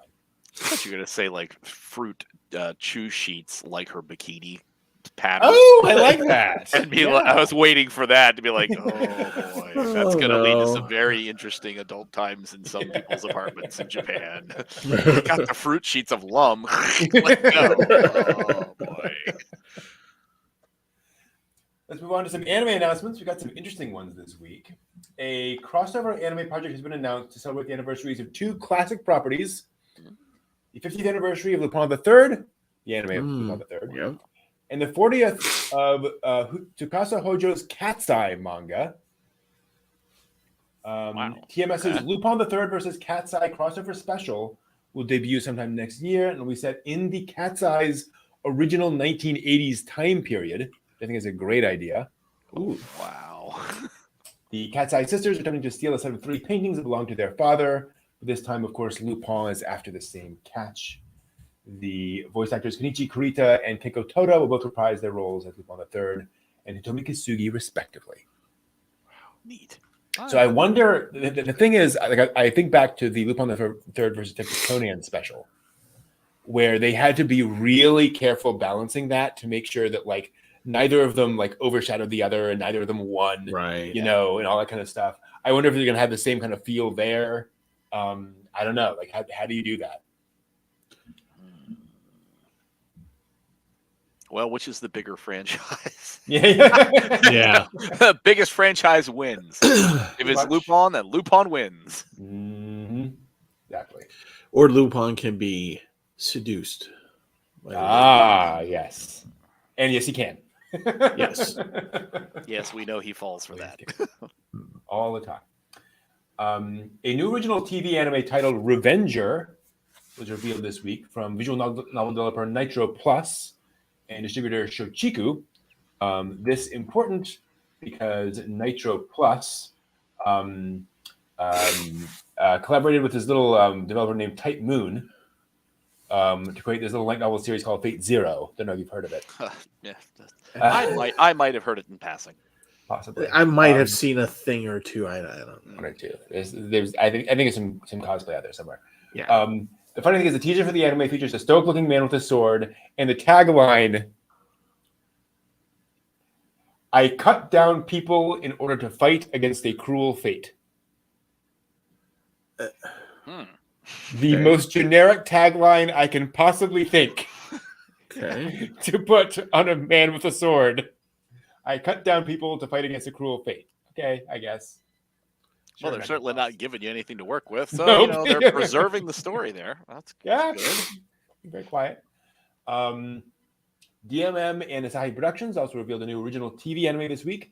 Giant Beasts of Ars, ARS, will debut in January, set in an age of swords and heroes, where humans and giant beasts fight for control of the land.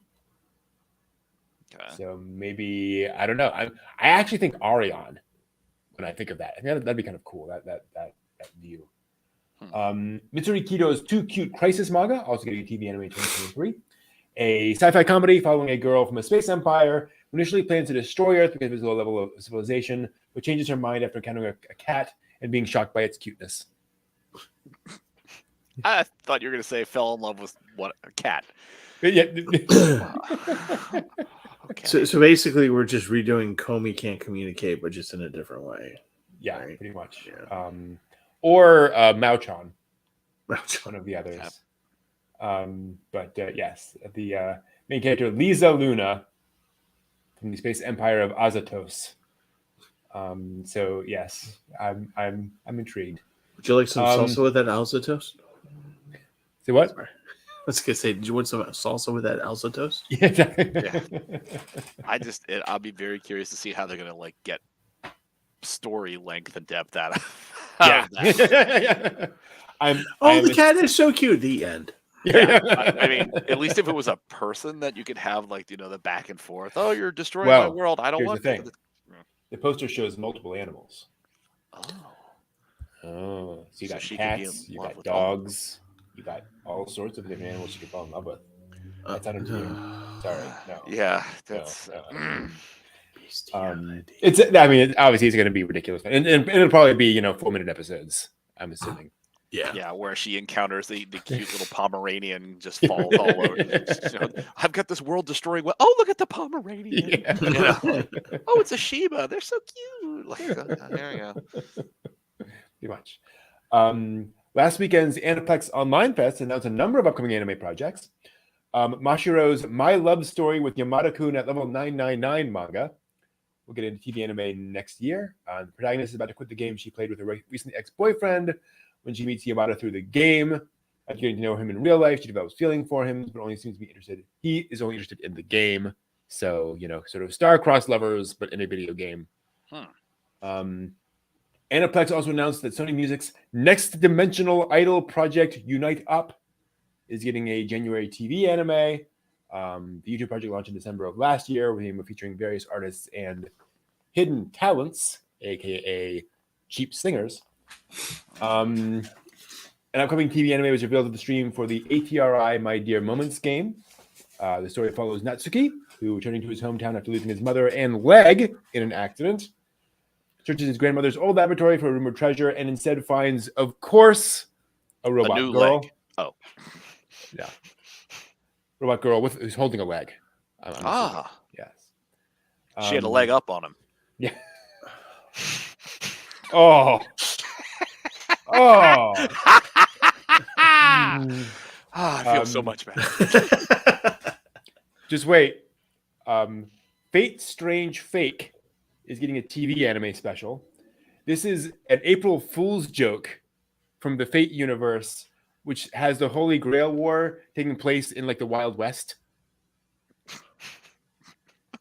And they're like, no, we're just going to actually make an anime out of that. Like, that's just going to be too much fun to not do. Billy the Kid. So again, TV anime special. Oh my! And then finally, A1 Pictures is producing an anime feature film of Gen Urobuchi's Eisenflügel novel series. Urobuchi described the story. Yeah, I know. Described the story as, quote, a competition in a faraway world between a dragon and a jet to determine which holds true superiority of the skies. End quote. He said we originally imagined it as an anime film, never got made, wrote it as a series of novels, and he's happy it'll finally become a film after nearly 20 years. So, can't wait for that. Is this gonna be like a John Henry kind of thing? I guess. I guess. I don't know. A dragon and a jet. Well, you see, there was It was Hisano Tomasoton. Masoton. Okay. Hiso Tomasoton. It was about a Japanese self-defense force that had dragons. Okay. And they disguised them as jets. So that they would go up, and that was kind of the thing. It's like, oh, you're a pilot of a jet? No, I'm a pilot of a dragon. It's like, okay. I loved that show. It was great. It looked very cute. So it could be very interesting to see a jet and a dragon. I'm sure there'll be some reason why the jet gets its head chopped off in the first 20 minutes. Yeah, something like that. We'll find out. Gen Urobuchi, right? Yeah. Will there at least be some attractive people to look at before the head chopping occurs?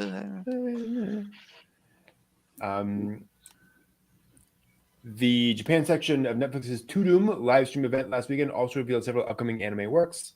The Onyoji novels will be their first anime series adaptation worldwide on Netflix next year.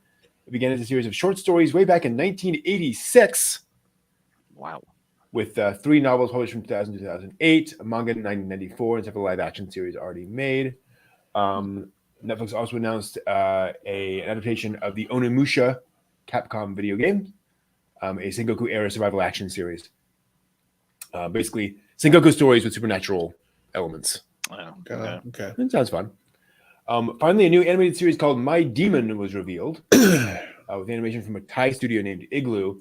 It takes place in the near future after a nuclear explosion, hate when that happens, caused a brief overlap between the human world and hell, and it follows an elementary school boy who finds a demon in the forest and decides to raise it. Which sounds like a bad life choice to me. Not unless she's hot. I mean, we had Vermeil and Gold this season, so we had high school or school age boy with a summoned demon. We all know demons don't wear clothes. Exactly. Right. So you have that whole thing going on, and they're always immediately attracted to anybody who's nice to them. Yeah. You know? Totally. Yeah. No strings attached. No. No soul selling. No, not at all. Portents of doom. Yeah. Moving on to some other anime news, the Love Live franchise is no stranger to creating musical stage performances. This one will be the first time it branches out into a full stage musical. Ooh. They're calling it very creatively the School Idol Musical. It will begin its run in December and feature an all-new story, setting, and characters. 2 rival school idol groups will star in the musical, with each of their leaders being the daughters of their academy's respective chairpersons, of course. When you're a shark, you're a shark. Did you say Baby Shark? No. Stop. Don't get in our brains. They also announced the next mobile game coming. I love this. The next mobile game is called, get ready, Love Live School Idol Festival 2 Miracle Live.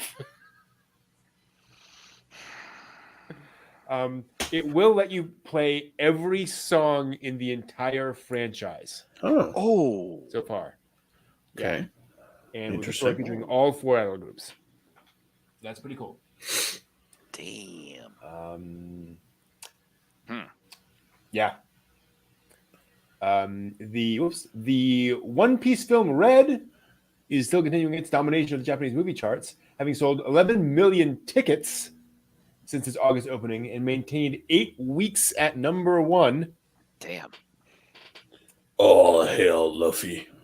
As of last weekend, it has officially surpassed Ponyo to become the 6th highest earning anime film of all time. Now, is it crawling up the charts towards Mugen Train? Yeah, and the 11th highest film in general. Time will tell whether it continues long enough to surpass the biggest Ghibli films and, of course, Mugen Train, especially as it prepares for its overseas theater run later this fall. Oh, boy. Mm-hmm. And in fairness, that is when Mugen Train picked up steam. Apologies, but, that was where it kind of rocketed off. Picked up steam. Yeah. Speaking of upcoming overseas theater runs, G Kids and Fathom Events will be screening Evangelion 3.0 plus 1.01 Thrice Upon a Time in U.S. theaters December 6th, 8th, and 11th. That would be an experience. Yes, that would be. Yeah. It'll screen only subbed. Tickets will go on sale on November 2nd. But this isn't all the good news for Evangelion fans this week. As of the 23rd, Milan Records has released 2 albums featuring iconic music from the series, marking the first time both albums are available outside Japan. Nice. It is 50 tracks, 50. Jeez. It is titled Evangelion Infinity, which is accurate, and filled with pretty much every version of EM20, the battle theme, including the versions heard across the franchise and new reimaginings in a range of styles from acapella to chiptune. The Evangelion Vox album features 20 hip-hop and R&B remakes of Eva's music, with many different artists putting their own spin on some of the series' main themes. So, Fly Me to the Moon. Wow. Okay. That's pretty cool. 50 tracks, over 7 hours of music. I can't get enough. I mean, that's pretty much what they're all saying. I'd end up sitting by myself in a room clapping. You okay in there? Fine. Doing fine. I've seen Evangelion. Things will never be okay. Yeah. Nothing will ever taste the same. Orange goo everywhere. No. Weekly Shonen Jump revealed last week that the 37th compiled book volume of Hunter x Hunter will be published in Japan on November 4th, ending a 4-year publishing break. Wow. Yeah. Jeez. The manga currently has 10 chapters that have not yet been published in a compiled volume, so it seems safe to assume those will be in this volume 37. They were serialized in Weekly Shonen Jump from September to November of 2018. Togashi did tease back in May he's working on 10 new chapters, however, so hopefully those will be released soon as well. So they're kind of trying to get back on that wagon again, apparently. 4 years. Wow, that's quite a break. Yeah, definitely. The currently airing Watcha Pre-Magi anime confirmed the series will end with its next episode on October 9th, ending almost 12 years of continuous broadcast. This is the Pretty series, Pre-Para, Pre-Chan, Pre-Magi, all those. Wow. The Pretty Rhythm, the original Pretty Rhythm anime. The overall Pretty series franchise has had an anime series broadcasting on TV without interruption for 11 and a half years, beginning with Pretty Rhythm into 2011.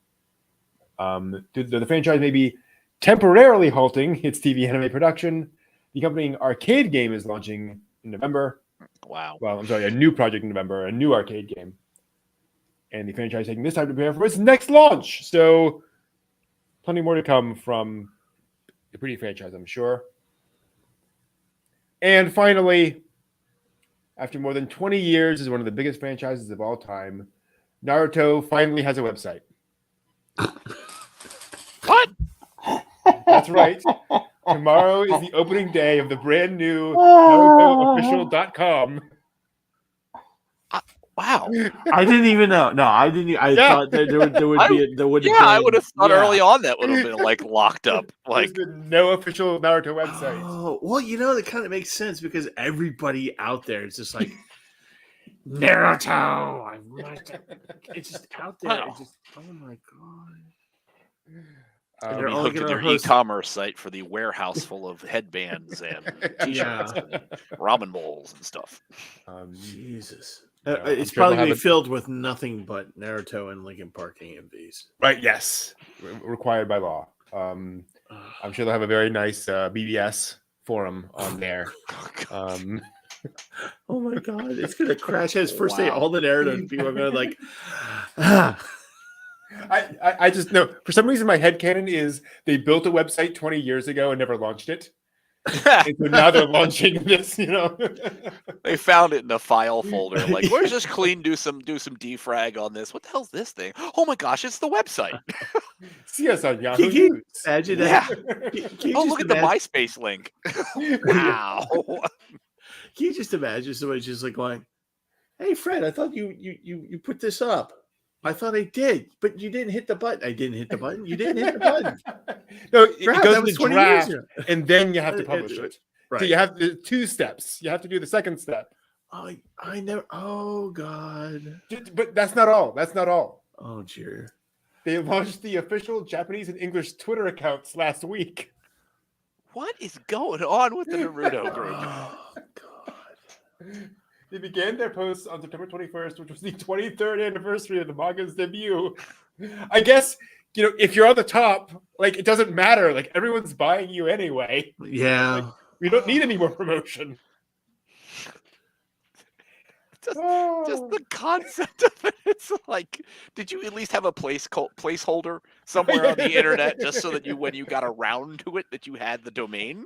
I mean, what the hell's wrong with you? I mean, what was the decision making behind not doing it at the very beginning? Yeah. Now I can understand why you would be like, yeah, whatever. Doesn't Everybody really knows matter. that's where we don't Right. have to do that. But at the very beginning, you would think, oh, we need to get our name out there. We need to have a website. We should get blah, blah, blah, blah, blah, blah, blah. Actually, John in chat, I think, has it exactly right. I think the publisher has now finally decided that the internet is probably here to stay. Like, we should get started on the internet strategy now. Like, we've had enough time to watch and observe. We feel comfortable that it has some longevity in this forum. So we thought it was going to fail for the first 10 years or so. It seems to be pretty good. God. I mean, Given what I've heard of like Katakawa and the other publishers, it wouldn't surprise me. Oh, quick, somebody get on the fax troller. They've invented this thing called the Wired. The what? I have news from the publisher. The big broad sheet they're like just gluing up to the side of Kanakawa. Oh, let's read the latest news. What the hell's going on here? Oh dear. My. But yes, that's all the news for this week. Good Lord. Watch and see you next week.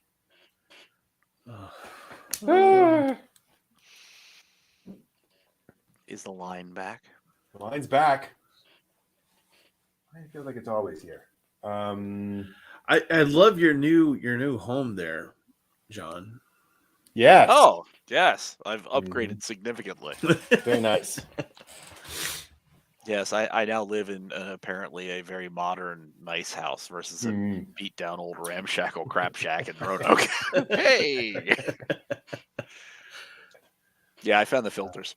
We were taking a break. When I found the filters, I'm like, hey. Kind of figured. It's not the cafe, but Yeah. Is there a piano in the background? Yes, there's a piano back there. There we go. See, I can't play it all, but I have one because it's a status thing. Exactly. It's a player piano. Ooh. Okay, I gotta get all of the. That's weird. Okay. Gotcha. Okay, so there's not actually a ton of news. History. History, rather. History. Thank you. There is precisely one, to my surprise. Do I have that right? 18th through the 2nd. Yeah, I only see one, but it's a big one. Welcome to This Week in Anime History, where we talk about things that happened this week in anime history. And today we are celebrating because a little less than a week and quite a few years ago, actually 20 years ago, September 20th, 2010. September 20th, 2002 was the American premiere of Spirited Away. Oh, wow. Holy wow, really? Man, how time has flown. Yeah. I was going to say 2002 does not sound that long ago to me. I know. No. 2 decades. Good Lord. Good Yep. Lord. Mm-hmm. And this is notable because it was like the first relatively big release for a Hayao Miyazaki movie. Mononoke had come out in like very limited release, and then Spirited Away was the next one where folks were like, "I know who this person is. I'm going to go see this in theaters." Again, still limited release, but I know quite a few people who went to see it in theaters at the time. Yeah. And because I did twice, because I'm going to do that thing. And so this really started to get Miyazaki's name, off the ground in the U.S. as a big name, and got some money in the coffers, which was also nice. I remember whether I saw it in the theater or not. I can't remember anymore. It's Yeah. been 20 freaking years. Yeah. I remember very well the theater and the experience and talking with a friend about it afterwards. It was a pretty big deal at the time. And well, and also like it was the only anime in theaters. you couldn't see other things. That was it. Times have definitely changed. Moving train and everything else have definitely. Yeah, there were no Ralph Bakshi things in the theater at the time. There was no Pixar stuff, no DreamWorks. Yeah. Well, you think this is pre Makoto Shinkai, right? This is pre all the the new stuff. Like we're just getting. It's probably the initial early height of like One Piece and Naruto. One Piece was 2000. Naruto was 98, I think. Yeah. So. The big shonen series are big among otaku, but not in regular society. Yeah. Now there's a Miyazaki movie you can actually see in theaters. What a dream come true. Yeah. And now with all the internet and streaming services and all those things. I'm also wondering. I should double check. Let me get my walker out. Back in my day. Studio Ghibli has a website. Oh yeah. Aha! They're getting on board. What's nuts, thinking about it now, is that movie premiered July 20th, 2001. So it took over a year for it to make its way over here to America and get out. Wow. But to get into theaters versus all the VHS days where any series that finished in Japan, it took like 5 years to get a bootleg VHS. So still a miracle of speed for only 1 year. Yeah. Well, it also helped that John Lasseter convinced Walt Disney Pictures to buy the North American distribution rights and serve as its executive producer. It had a budget of. Can you guess the original budget of Spirited Away? Oh, can't even think. 10 million. 4.5. 19. 19 million. Way off. Damn. Can you guess how much it grossed at worldwide box office? 250 million. 395. Wow. Well, that was a good return. Yes. The most successful and highest grossing film in Japanese history up to that point. Damn. Not too bad. Wait a minute. It beat Godzilla 1954? Crazy. Really? Holding the record for 19 years until it was surpassed by Mugen Train. Exactly. But yeah, that was the thing that happened this week in anime history. Wow. That was it. Amazing. Yeah. Bunch of stuff like, 2 weeks ago and then like starting tomorrow. But like we're just right on a transitionary point. Well, there'll be that much more to talk about tomorrow. Next week. Yes. There are 4 items in the next 2 days of anime history. Damn. Wow. It's just all and it's fall premieres, right? All anime premiering over the course of history. So a bunch of those coming up. That's a good question, N-Man. Home video was pretty quick. Let me check. 2003, April 15, 2003. They're saying was the release on DVD and VHS. Yeah, I'm sure Disney rushed that one as fast as they could. Yeah. DVD. Well, here we go. Come on, buy it. Buy.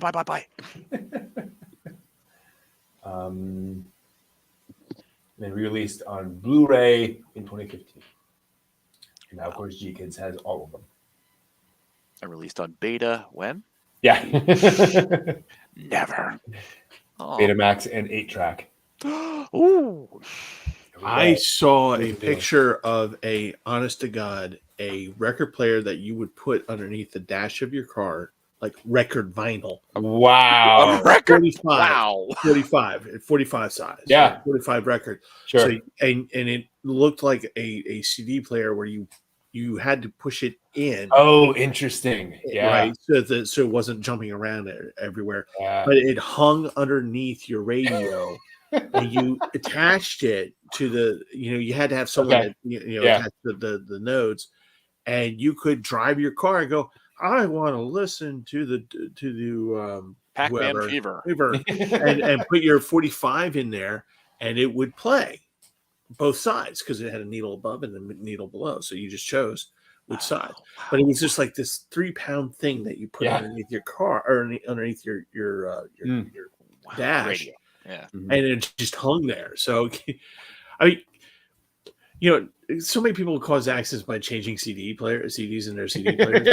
Right? Yeah. You just imagine where's that 45? Where's that 45?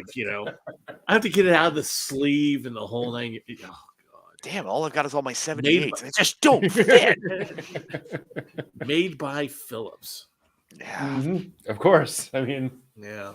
Wow, that's amazing. I saw a video recently of a continuous play tape deck. Oh yeah. They could let you play 6 tapes continuously with a feed wow. system where it would play one and then sort of pop it into a chute. Yep. And then the chute would sort of move them up, and then they would kind of move back down the chute to go back into the tray system. So like it was a removable thing. So you could like just play as a normal tape deck or slot this thing in, and it would just feed these 6 tapes through continuously. Wow. It did not sell well. No. That's I mean, as long as it would feed mixtapes, that sounds like something that the roller skating industry would have loved. Mm-hmm. Where you wouldn't just have one band tape after another, you'd have mixtapes, just all mixtapes cycling. And that's what the guy first thought of, because he said people don't realize how many like record players and tape decks and such were built for those sorts of things, where they would have like 6 tape slots in them. And it would literally just play between each of them for skating rinks or for actually grocery stores. Oh, yep. Right? That kind of stuff. Where you just play that over the speakers, all day in your store. Taped music versus piped in from internet connection. Yep. Yeah. And yes, John, the system that would flip each tape, so you get essentially side 1 of all 6 tapes, and then side 2 of all 6 tapes, and then I'm just thinking. I'm just thinking when I worked in Trader Joe's and we had this like 40 CD rack thing that would play, and after night, when we were stalking after hours, we would have our own music in there, and I would always chuckle the next day when someone would forget to take their CDs out. And so you'd have Enya playing in Heroic Flow, and then the next song is Slayer. Way to hell. Boy, that song really inspires me to buy ice cream. Wow, I'm in Trader Joe's. I'm going to get those dried apricots now. Oh, wow. Yeah. Satan told me to buy these dried apricots. I always knew dried fruit was the devil. Exactly. Those dried prunes, they cause terrible, terrible things. What? Yes, this is very evil. Very evil. Hey now. Parade prune Cool Whip with Frito chips. True. Yes. It's It's colon-tastic. Lovely. Combine that with some colon blow cereal. You'll be clean as a well digger's bum. What? Well, I have a question for you all. What did we learn on the show tonight, Brent? Oh, that got creepy. That got appropriate for the Halloween season. Yes. You're in October, and it's time, which my local grocery store does not understand, because they were talking Halloween stuff in August. But anyway, yeah, and now they moved on to Christmas, so you can't buy any Halloween candy. Mm-hmm. Yep, exactly. I'm going to hand out these little chocolate Santa Clauses. What the hell is this? I need to buy my packs of gum to hand out to kids. But not packs of actually, a court ordered that Lidl, the grocery store, Lidl, however you pronounce it, is no longer allowed to sell chocolate bunnies that I'm blanking on the name of the confectionery company that normally makes them. Said that originating. So Lidl has a gross of them right now already made, and they have to be destroyed. Yeah. What? Ouch. Yeah. Lindt. That's who it was. Lindt. Okay. The candy maker. Yeah. Lindt. They said they took our design and they can't take it. They can't. Yeah. Oh, wow. That can happen. Yep. Then they should just let all the employees eat all the candy. Of course. You don't sell it, you just consume it. That's fine. Yeah. And they get some colon blow and and it's a party. Yeah, exactly. A popsicle nobody wants. All right. Yeah. I'm going to say it. I learned this week that Naruto now has a website. Yeah. And a Twitter account, which is even better. So yeah, that's a good thing. Pretty soon they'll be on I don't know. I'm not going to go there. But I learned that. And otherwise, I'll be honest. I learned that I keep learning this. Everything old is new again. We're getting new Lupin. We're getting new Ursa Yatsura. Yep. New Cat's Eye. All sorts of stuff coming back, which is lovely to see. That it's one of the things I think is unusual about the anime industry is that I think it is very attached to its past in a way a lot of other mediums and such are not as much, where we bring back those characters over and over again, and we find ways to make them relevant again, which I think is rather lovely. Well, it's the beauty of the medium. Lupin never gets old. Yeah. No. You know what I mean? It's like you can reinterpret him. I mean, you could do the Castle of Cagliostro. You can update the entire thing. I don't know what you could do necessarily different, but you could give it, digital CGI kind of stuff. You could insert other things, and it's like, you can't really do that with the cast of the Waltons. No. And given I don't know how many of them are probably still with us. I think John Boy's still with us, but yeah, I think so. But I can't say about I'm pretty sure the grandma lady. They're gone. But that's just the wonderful thing about the medium is like this. The love you have of something that was a 30-year-old show can be rekindled for an entirely new audience because those characters do not age themselves out. Right. Otherwise, Lisa and Bart would be in their mid-40s now, and Homer and Marge would be gone. Gone. Yeah. Mr. Burns would be the oldest human being ever. So it's the wonderful part about that. Absolutely. I am happy to tell you that most of the Waltons are still alive. Really? Even the grandparents? Okay. Yeah. Okay. That would have been unnatural, and something's wrong. Impressively, Olivia, the mother, is still alive.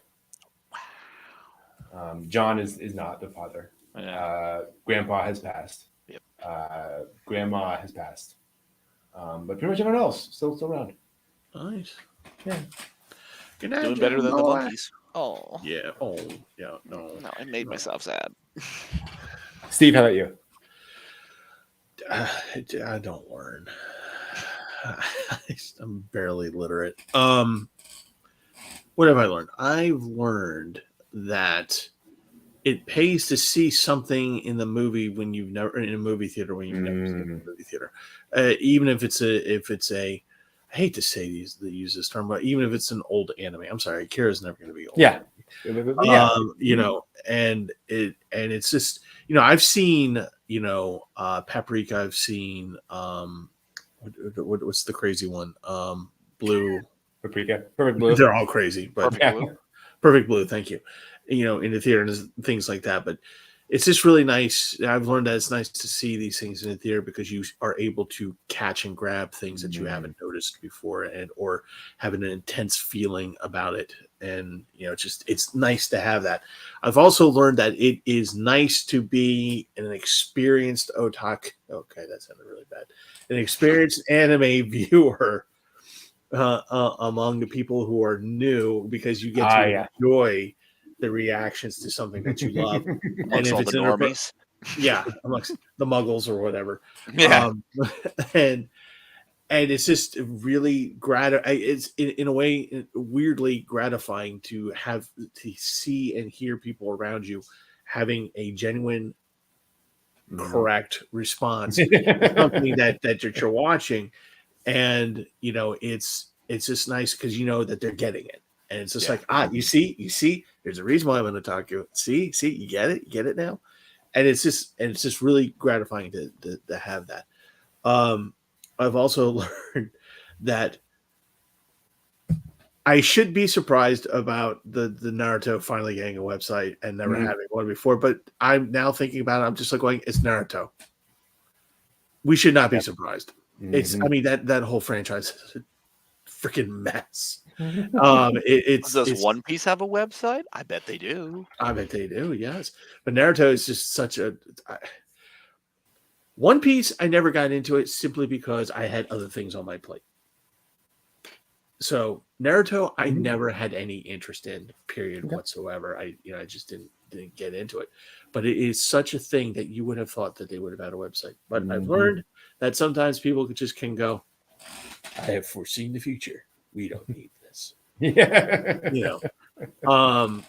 And the last thing I learned is that I really need to do a game and do a tie-in with this anime chair love story movie with my sentient chairs game. It has to happen. Either that or I have to figure out pachinko somehow. I'm not sure. I think what you need to do is rip an image from the movie. Yes. And put that as the cover for your RPG, your indie RPG. It's going to go really well. I don't think anybody will know and nobody will sue me. Exactly. Yeah. Just make sure you list your address for contact as a PO box and like right. Like so when the cease and desist letters come. And actually, the last thing I've learned is that I know that I brought it up earlier. Or actually, two things. One is that I need to buy that Philips 45 so I can get the Cruel Angels Thesis and have it play on continuous. Nice. In the 1945 wagon truck that I'm gonna have, whatever. The hip hop version, though. The hip hop version, yes. Yeah. And make sure you drive that truck down your Baltimore streets. Yeah. As I'm sure it will let that record play without a skip at all. Okay, not possible. When you live in a town where the cops look at you if you think you're drunk, if you actually try not to avoid it. Yeah. And the last thing I've learned is that I am horribly, horribly addicted to Cyberpunk Endgame. And it is a wonderful anime, and I am so going to go broke trying to get this damn soundtrack. They're going to have to do the thing that they did with Fully Cooley and just do the whole thing, just drop the whole thing on us. And just wait, just get it. Just be patient. Just wait. So, I mean, to give you all a sense of the scale, there are 18 volumes of the manga of Boruto. Right. Yep. The sequel to Naruto. That's how big that franchise is. Yeah. You don't need a stinking website. John, how about you? I learned if you're Ed Sheeran, you can get to be a Pokemon master, and you can kick Ash out of the way and do your thing. I've also learned that there's a lot to be appreciated for classics like Astro Boy, for the artistic approach to something that requires a little bit of depth and a little bit of nuance, even in the process of cramming as much possible information into a single episode, but that you have to convey a lot that you don't have the budget to be overly detailed with. And that is something in 1963 that you can pick out this kind of approach to it that gives you a wonderful sense of both hope for the medium, so that you get these approaches artistically to some of the newer anime, and it also gives you a little despair when you see some animes that are just trash, and they've taken this this wonderful medium, this wonderful art, and they've just delivered you another isekai harem. Like, give me more. Give me some detail, give me some nuance, give me some things that I can look at, and that I don't need constant dialogue. I just want to see the thing presented in a way that provides the impact. Princess Kaguya, I think when we were watching that, and I couldn't get the translation, and I could still follow what was going on because of the artistic usage that allowed me to follow the story without having any translation. And it's like that's the high end of the art that I so enjoy. I love looking at how Tezuka did this stuff, and that that gives me that appreciation to look for that kind of craftsmanship in future animes that we watch with the watching parties that we do. Well put. Thank you very much for that. And it's funny because Miyazaki saying how much he hates anime, that made its rounds again this week on social media. Apparently, everyone was outraged again, and it's like his point is, don't settle for junk. Yeah. You know, if you go, Yeah. like look for quality. Look, you know, don't just consume it because it's there. You know, it's important. All right, thank you all very much. This has been awesome as always. Next week we'll be back with episode 3 of Astro Boy, and then we're going to move on to some Gigantor.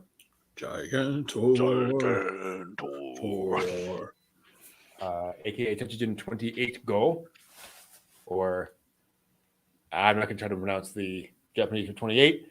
Yeah, we'll be moving into that next week. So looking forward to that. We'll try to do it on time next time. Yes. Let's not get distracted with other things. Which is why I did say when it was like, it's 7 o'clock, and I was waiting for like a response from the two of you, and you're like, yeah, it is. Okay, maybe I'm not remembering something correctly. Tim's senility's getting at me again. Well, we'll get it all working. All right, take care, all. See you next week. Have a good one. Oh, yes, Minasai. Yes, Johnny. Yes, Papa. Where's the thing? There it is. The thing. There's the thing. The thing. He's going to tell. He's going to tell. He's going to tell. He's going to tell. Sit on the chair. Sit on the chair. Here we go.